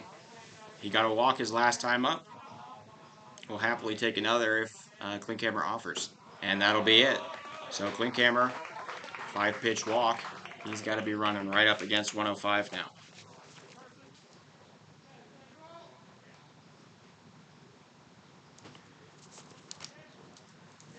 DeYoung reaches. Oh, they've got a little towel out there. A towel in the back pocket of shortstop Ryan Luster being used to clean off the plate from whatever moisture had collected there on the rubber on the mound. Very effective towel. Always have a towel on you, I guess. That might be a highlight of the game. Alright, so 1 out. Bring up Carson Sheik. Sheik came through with a single his last time. He's batting 1 for 3 now. On deck is Oshok, the leadoff man for Fargo.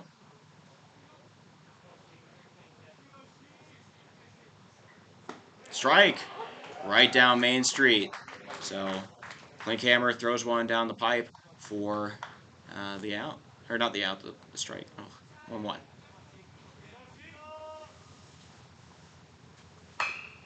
Driven towards short, handled by Luster. The throw not in time, and it gets away. Holinsky couldn't dig it out of the dirt.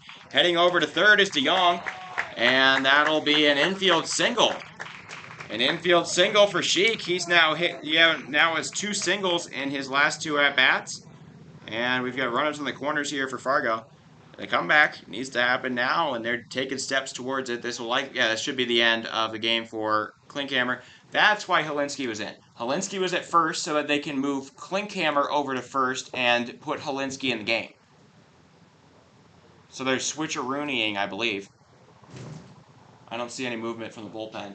I believe Helinski will take over from here, if I'm not mistaken.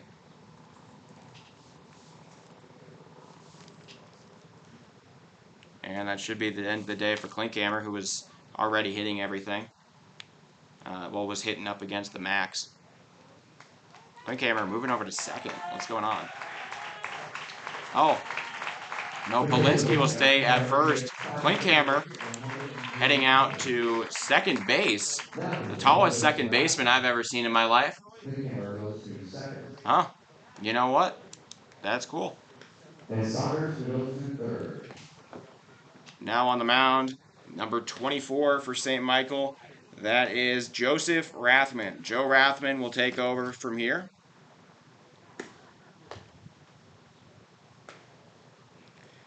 Rathman moving from third. It seems like they moved Saunders back to his natural third base position. Helinski in at first, and Klinkhammer takes over for Saunders at second.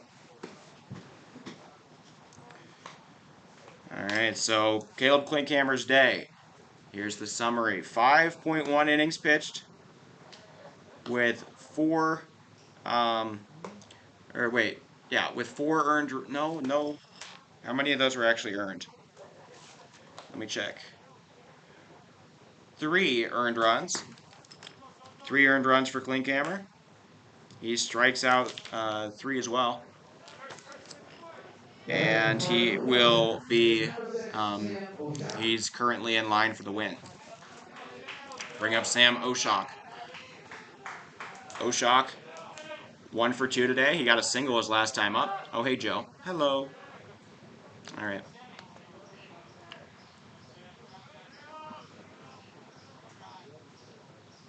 Inside pitch, 1-0. That was a cool thing. Glass slid, trying to grab that one while keeping his focus elsewhere as the turf a little bit wet from all the mist around here. The wind's still going kind of crazy, about 18, 19, maybe even 20 miles an hour heading out to right. Popped up and going after it. Saunders not going to be able to make a play. It bounces off of the netting here at Fitzgerald Stadium.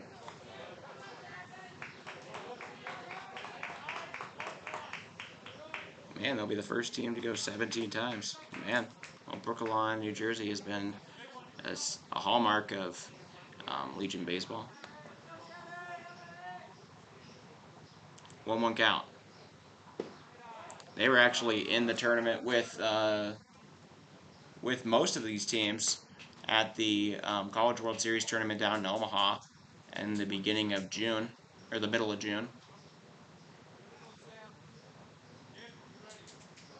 That was a fun tourney. Our team ran into Libby Dunn at an LSU Wake Forest game. That was pretty cool.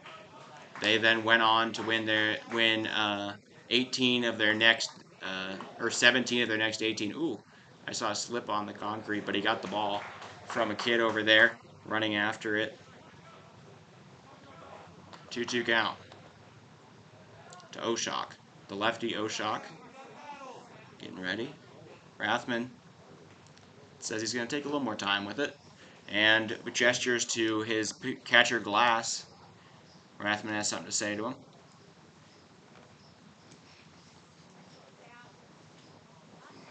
A quick conversation, but a chit-chat nonetheless.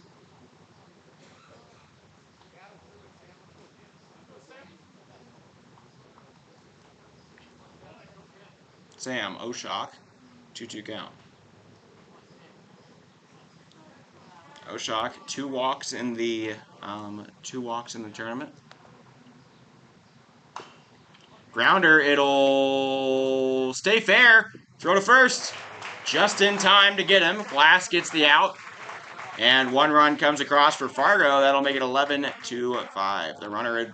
Both of the runners advance. Second out is recorded. Jonah DeYoung comes in to score. It'll be an RBI 1-3 ground out, or 2-3 ground out. for Sam Oshak. Are they really the first time somebody has made it to, has won the regional for them? Cheyenne Post 6 has been so good.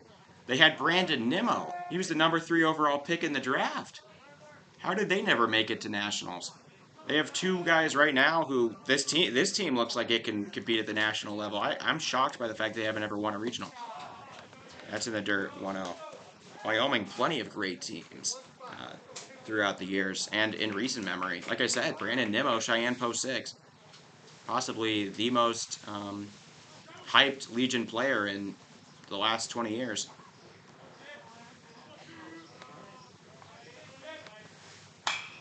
Driven to right. It's still going back. The right fielder, Dombeck, misses it. It'll hit the wall. Now headed to second. He's still got time to go to third, but hold up. And one more run will come across. Fargo mounting a little bit of a rally here. That is a double from Landon Meyer. RBI double from Meyer. That's his first hit of the game. Brings home Carson Sheik from third, or from second base. Man, I'm shocked that Wyoming has never. They've got, I mean, they guaranteed themselves a spot in the championship game already, and Cheyenne is just that good. Cheyenne beat us 5-2, won 5 out of 2. They won one of our tournaments here at Post 22 this year. Swing and a miss. A big hack from Connor Holm. Holm is 1 for 2. He has a hit by pitch, came around to score back in the first. Having a pretty good tournament on the offensive end. 0-1 count. Man in scoring position, trying to keep this rally going. Fargo, never say never. It's they've already put up 2 in this inning, making it a 5-run game. You put up 1 more, you're pretty much halfway there.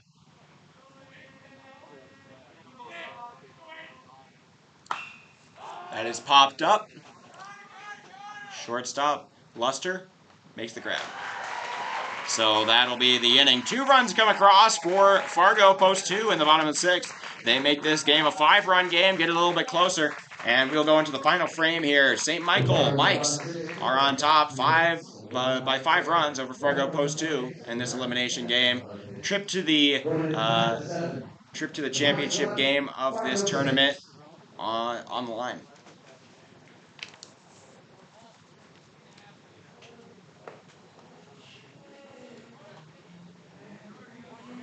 So recap that inning for you.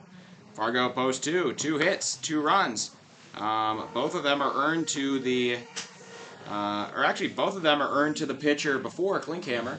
So he's up to 5 earned runs now.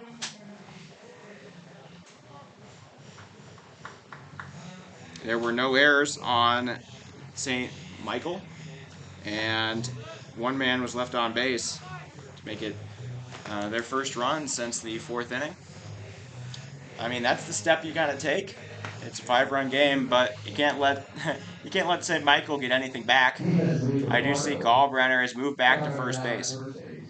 Put Meyer in the right field. And hitting out at the top of the 7th. Okay.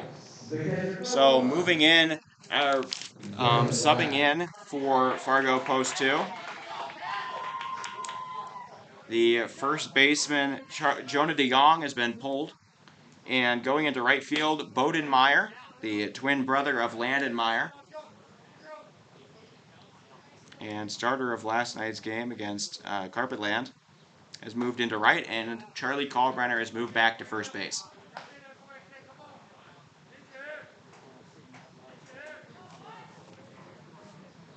So some minor adjustments.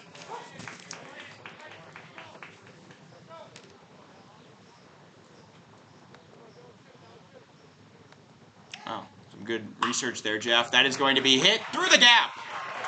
Leadoff single from St. Michael. That is Matthew Malik.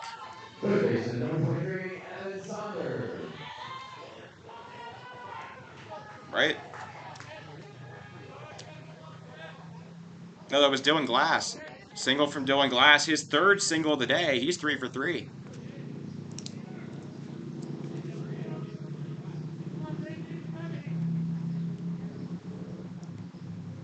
And it'll bring up Mr. Unstoppable. Ooh, called strike. Very inside.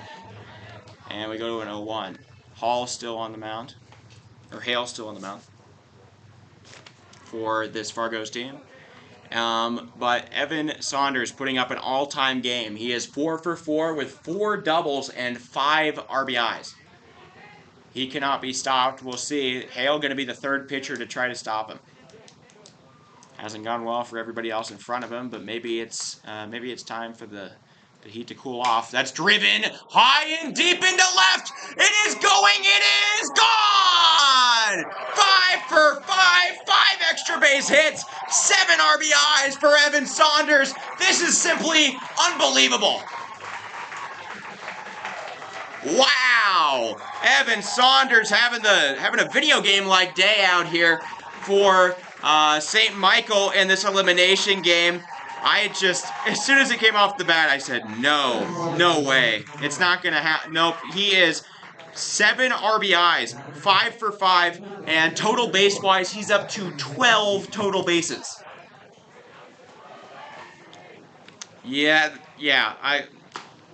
Evan Saunders. I don't know if they do all tournament teams. I saw they did it last year, I think. I don't know if that was official, though. But I think that Evan Saunders, with this performance, has earned himself a spot on the all tournament team, if that's a thing. I mean, this is the best performance I've ever seen by a single person.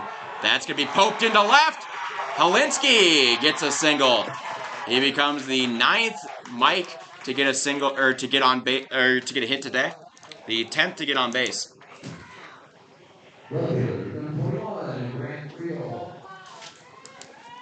St. Michael with that homer, I believe, effectively puts this thing out of reach.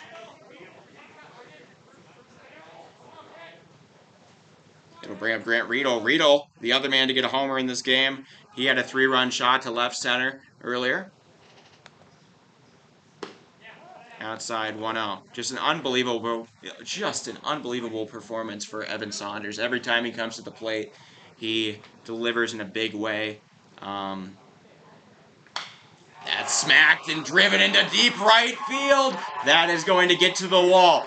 Rounding for second. Riedel is going to get there. Holinsky touches third. He's coming home. The throw to third to get Riedel, not in time. He sits on the bag. And that'll be a triple. Grant Riedel, the homer and the triple, the 2 hardest parts of the cycle, but I think it's a little bit late to get the single and the double. Wow, so St. Michael makes it a 14-6 game now, and there's still no outs in this inning. St. Michael putting up an incredible performance. 18 hits in this game. 18. You know how many outs there have been in this game? Also 18. At least on the offensive end for them. RBI triple from Riedel will make it a 14-6 ball game. And it'll bring up Evan Dombeck. Dombeck got the first hit of his day on a single last inning.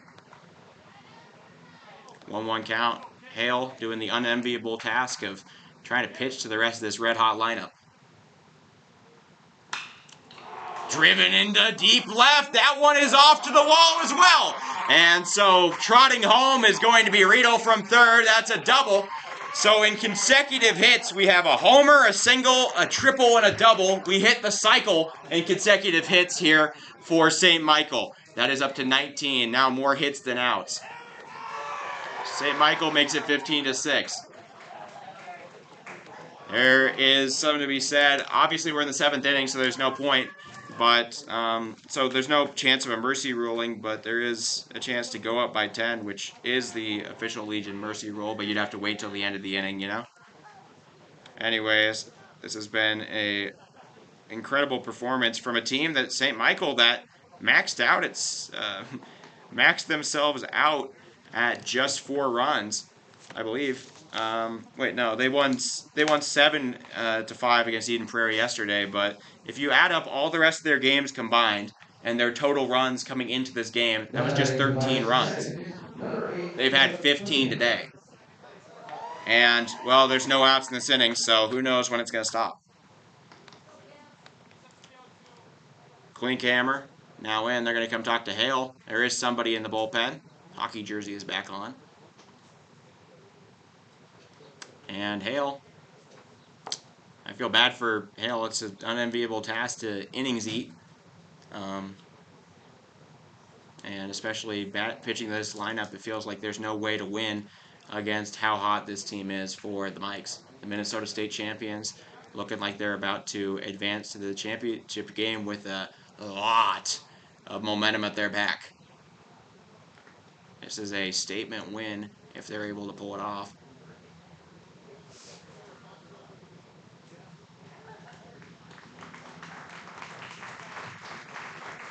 Landon Hale will leave the game. And coming out of the bullpen, a new pitcher. Hale finishes the game having pitched, he came in at the 5th, right? Yeah, last out of the 5th, I think. Yes, final out of the 5th. So he goes an inning and a third. Right? Am I crazy? Yeah, final out of the 5th. He goes an inning and a third. He has...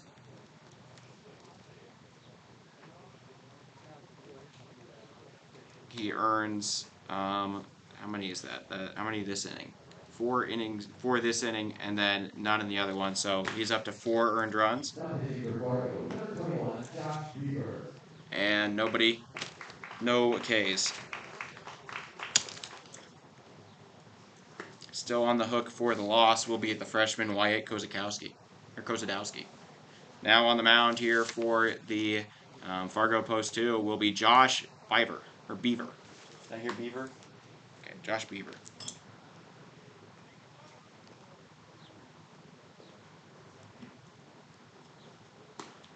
So that is the fourth pitcher to enter the game now for Fargo in this game. This game now an hour and 22 minutes old, and we still don't have it out in the top of the 7th. This team just can't stop hitting. Like I said, on 4 consecutive at-bats, they have hit for the cycle with a with a single, a home run, a triple, a triple, another single, and a double. 5 consecutive hits here for the 3 through 7 in the lineup for the Mikes. Now everybody on the team has a hit. Actually, more than everybody. 10 Mikes now have hits.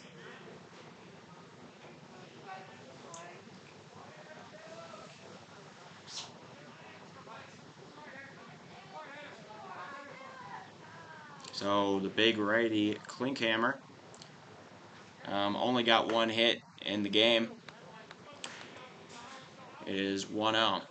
I get it. You got to keep going because this is the season, and you got to keep piling them on because you never know. You can't take chances like this when it's an elimination game in the regionals.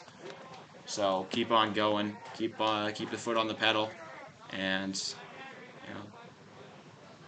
But the Mikes effectively foot on the neck at this Fargo team at the moment. Ooh, high one. Nearly caught by Klinkhammer. He uses his hand, it hits his palm, and so he will take a base. He's got quite the hitbox. He kind of wanted to just push that one away from him as it came. So now 2 men on. Rathman now up, the pitcher. Rathman is 1 for 2 in the game. He reached on air, came around to score, and has a walk. 2 men on here. Still no outs. The ball smoked in foul territory. The manager there for the Mikes, that is Luke Rustad, he stares at Rathman and says, "You trying to kill me or something?" As he hits that one right about where Rustad was standing.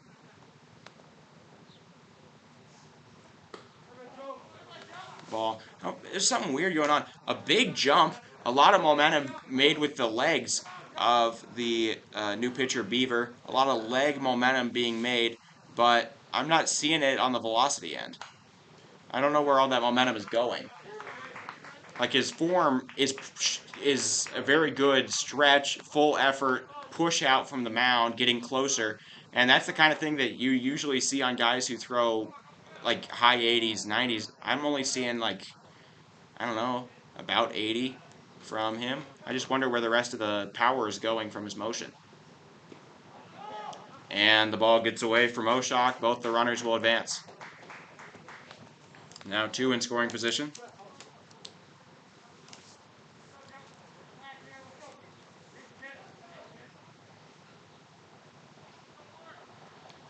So a wild pitch advances both runners.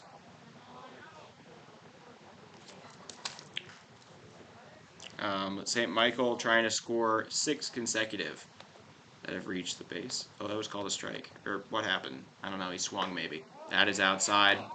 And a full count again.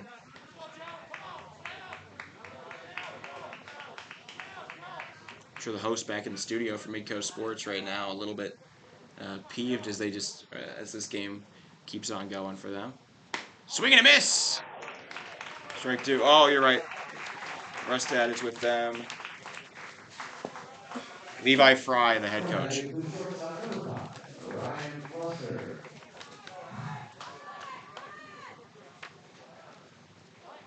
And so a strikeout. First one. Thank you, Jem. And so here we go. Remember, you'll be able to see that Harrisburg versus Carpetland game at 3:30 today here on Hard Hats TV. 3:30 Mountain, 4:30 Central, and 5:30 Eastern, 6:30 Prince Edward Islands time, and I guess that's 2:30 Pacific, and then Hawaii that's 12:30. Greenwich Mean, I believe that is 11:30. All right, so 1-1 count now here. Bases or not bases loaded. That was the first out. My bad. I'm a little behind. 1-1.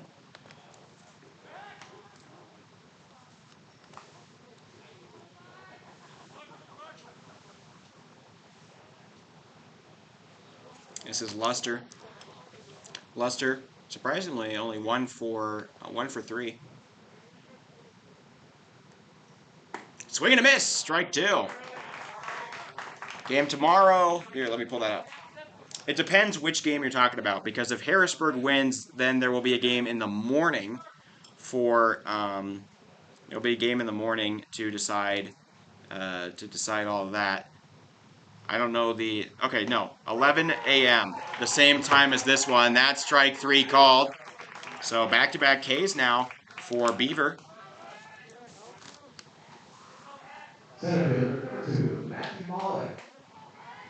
And it'll bring up Matthew Malik, the last man to bat in this lineup, or this inning.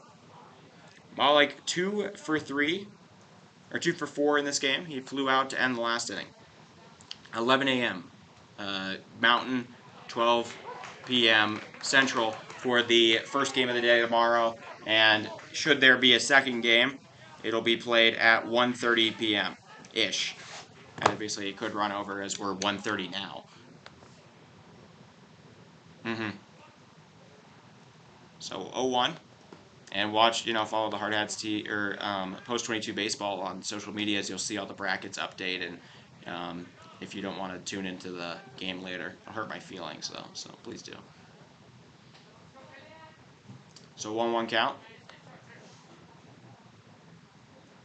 to Malik in the dirt. 2-1.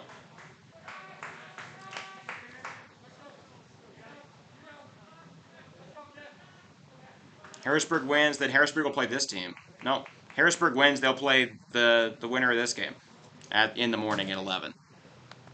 Because the team that is last undefeated goes further. They tried to kill the first base coach now. That is either Jesse Hackenmuller or Reed Brown over at first that just about dodged or saw his life flash before his eyes on that liner from Malik. Behind him, actually handled well by Oshak. You rarely see a pitch to go behind a guy, and it's a clean fielding job, so shout out to Oshak on that one.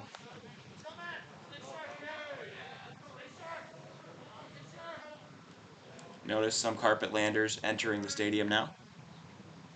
Full count. That is hit hard into right, driven, and it will land. So headed for second. Malik will hold up there. 2-run score. It is 17-6. They've hit double digits. This is a joke. 20 hits. A joke for reference. I do know how to count. But up to 20 hits for this St. Michael team. That is their sixth hit of the inning. And they're up to 6 runs in the 7th now. Nebraska already has a spot in the ship.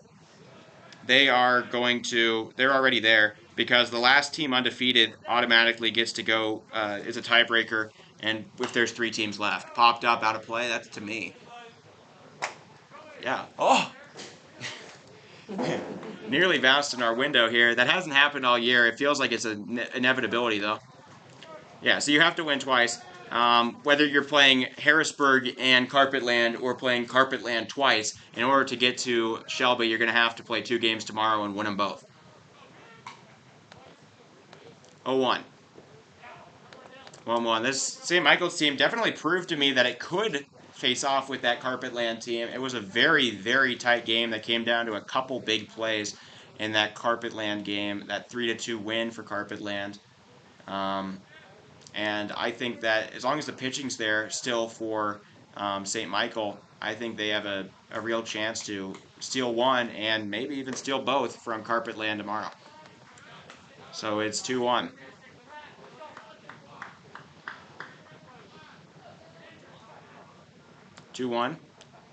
And this is Glass.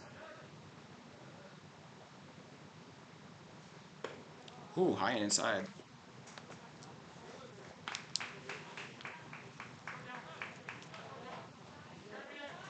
Yeah, they're a nothing. Fargo post 2 is just post 2. You know, like the Oakland Athletics, you know?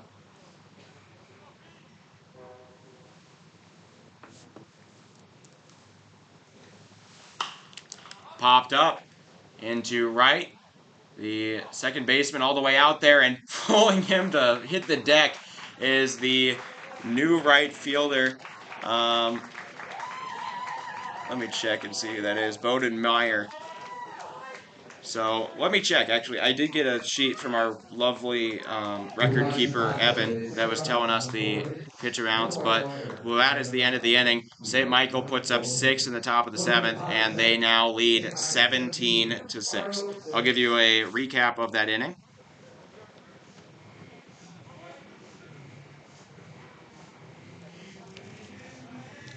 So St. Michael Mikes leading off the recap for that inning for them. They have 5 hits. They score 6 runs. All 6 of those runs earned to a pair of pitchers. I believe 4 of them are earned to Hale, and 2 of them are earned to Beavers.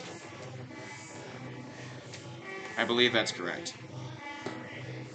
So Hale earns 4, Beavers earns 2. There are no errors in that inning, and there is 1 man left on to make it 17-6. So, I mean, this would have to be a Herculean effort from Fargo post 6 or post 2 here in order to come back and extend their season. St. Michael has done everything they can to secure this game going into the 7th inning. So bottom of the 7th, let me get that sheet out for you in terms of pitching allowances. Here we go. So for St. Michael, Reed Bernard already pitched 108 pitches yesterday. He's not available. Holinsky not going to be available tomorrow. That is put through. And so a leadoff single. Charlie Kalbrenner, not willing to let the season die, gets a leadoff single here for post 2. That's the right start. Now up comes Jordan Leininger. You just need to do that like, 10, 15 more times maybe. It can happen. Odds are never zero. Baseball lets you play until the end. There's no clock in baseball. You play until it's over. So as it stands, Ashton Grove's not going to be available tomorrow. His 98 pitches, he has to sit out 4 days, and that includes tomorrow. Holinsky also not available, or Bernard, or Klinkhammer today. Evan Saunders will be, Miles K will be. I don't know who's going to pitch tomorrow, but Groves is not. And he also did tweak his knee out and right a couple of days ago. That did also happen.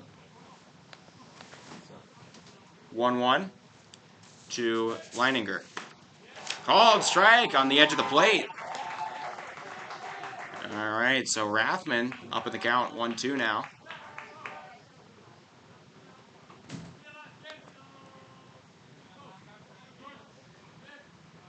That's smoked over to short, handled to throw to second. Got him. Brenner is retired on the bases. They get the leadoff man, or the lead man, I guess also a leadoff man, out at second. So a good move there from Luster over to Klinkhammer, and that'll be the first out of the inning.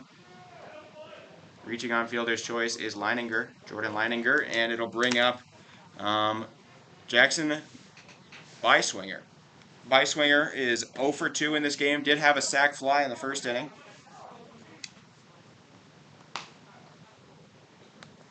One out.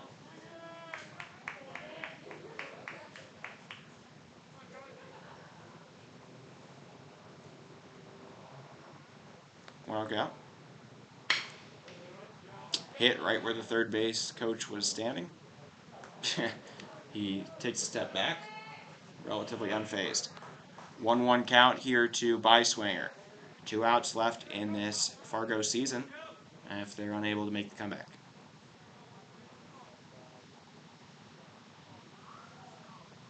Rathman, a breaking ball right down the middle. That was a pretty pitch to watch. So now a 1-2.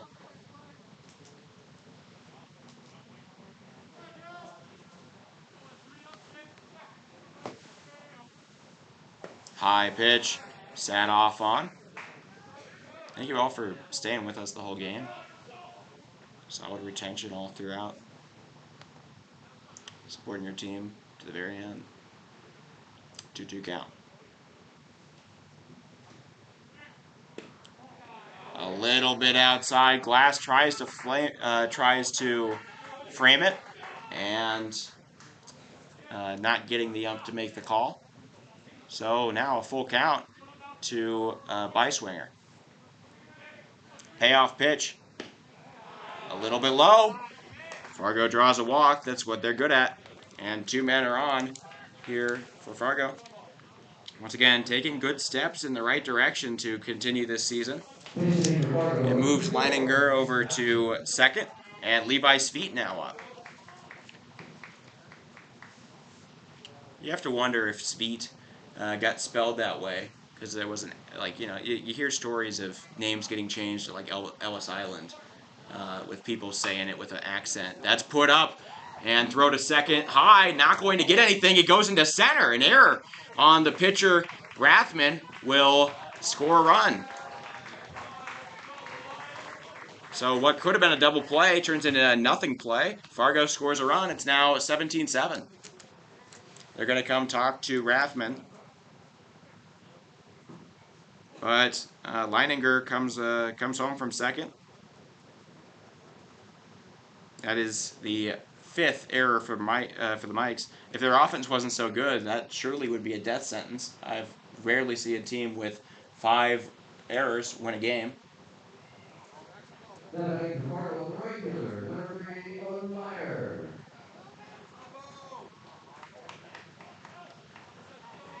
I'll still give an RBI to Sveet. But my point was on the Ellis Island kind of thing. You hear stories of, spelling changing over the pond as you hear an accent and the person tries to write it down. Of course, W and V sounds change. That's popped up and caught. Holinsky makes the second out of the inning. And, you know, you get to a guy with Sweet as a name, it'd say Sweet. And eventually you'd get this name. I think that's a reasonable thing to think. You have to wonder. So, that'll be the end. Now here's Carson Sheik. Sheik has a single in both of his last 2 times up. That's a strike.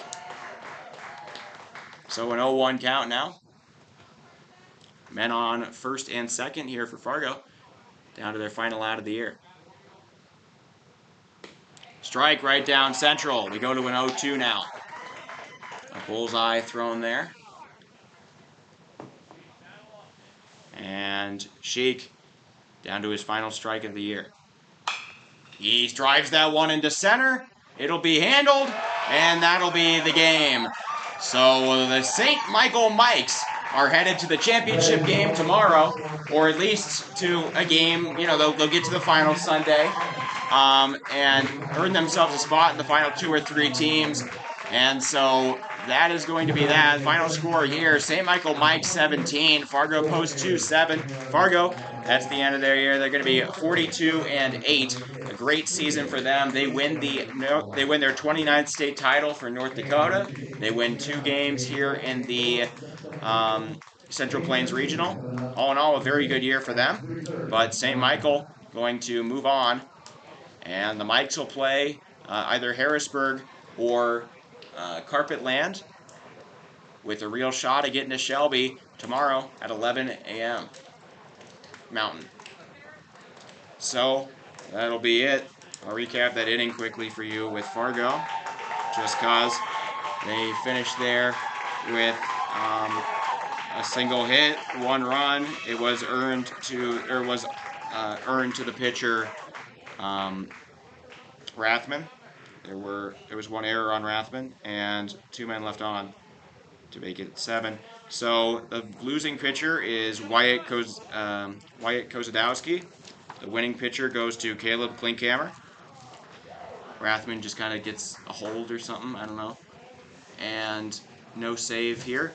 So St. Michael Mikes put up 20 hits. They score 17 runs, and on 6 hits for the team from Fargo, they get 6 hits. They score 7 runs, and 5 errors from that Mikes team. 3 for Fargo. Kind of a sloppy defensive game, but it works out just fine. And now that's going to be it. So thank you all for watching. We will see you again later today, 3:30, for the game between the Harrisburg Gold, the South Dakota State champs, and the undefeated Carpet Land Spartans from Lincoln East High School in Lincoln, Nebraska. So it's Oliver Fell now signing off. I will see you all later today. Final score here from Rapid City, South Dakota. St. Michael Mikes 17 and Fargo Post 2 7. I will see you later. Thanks for watching.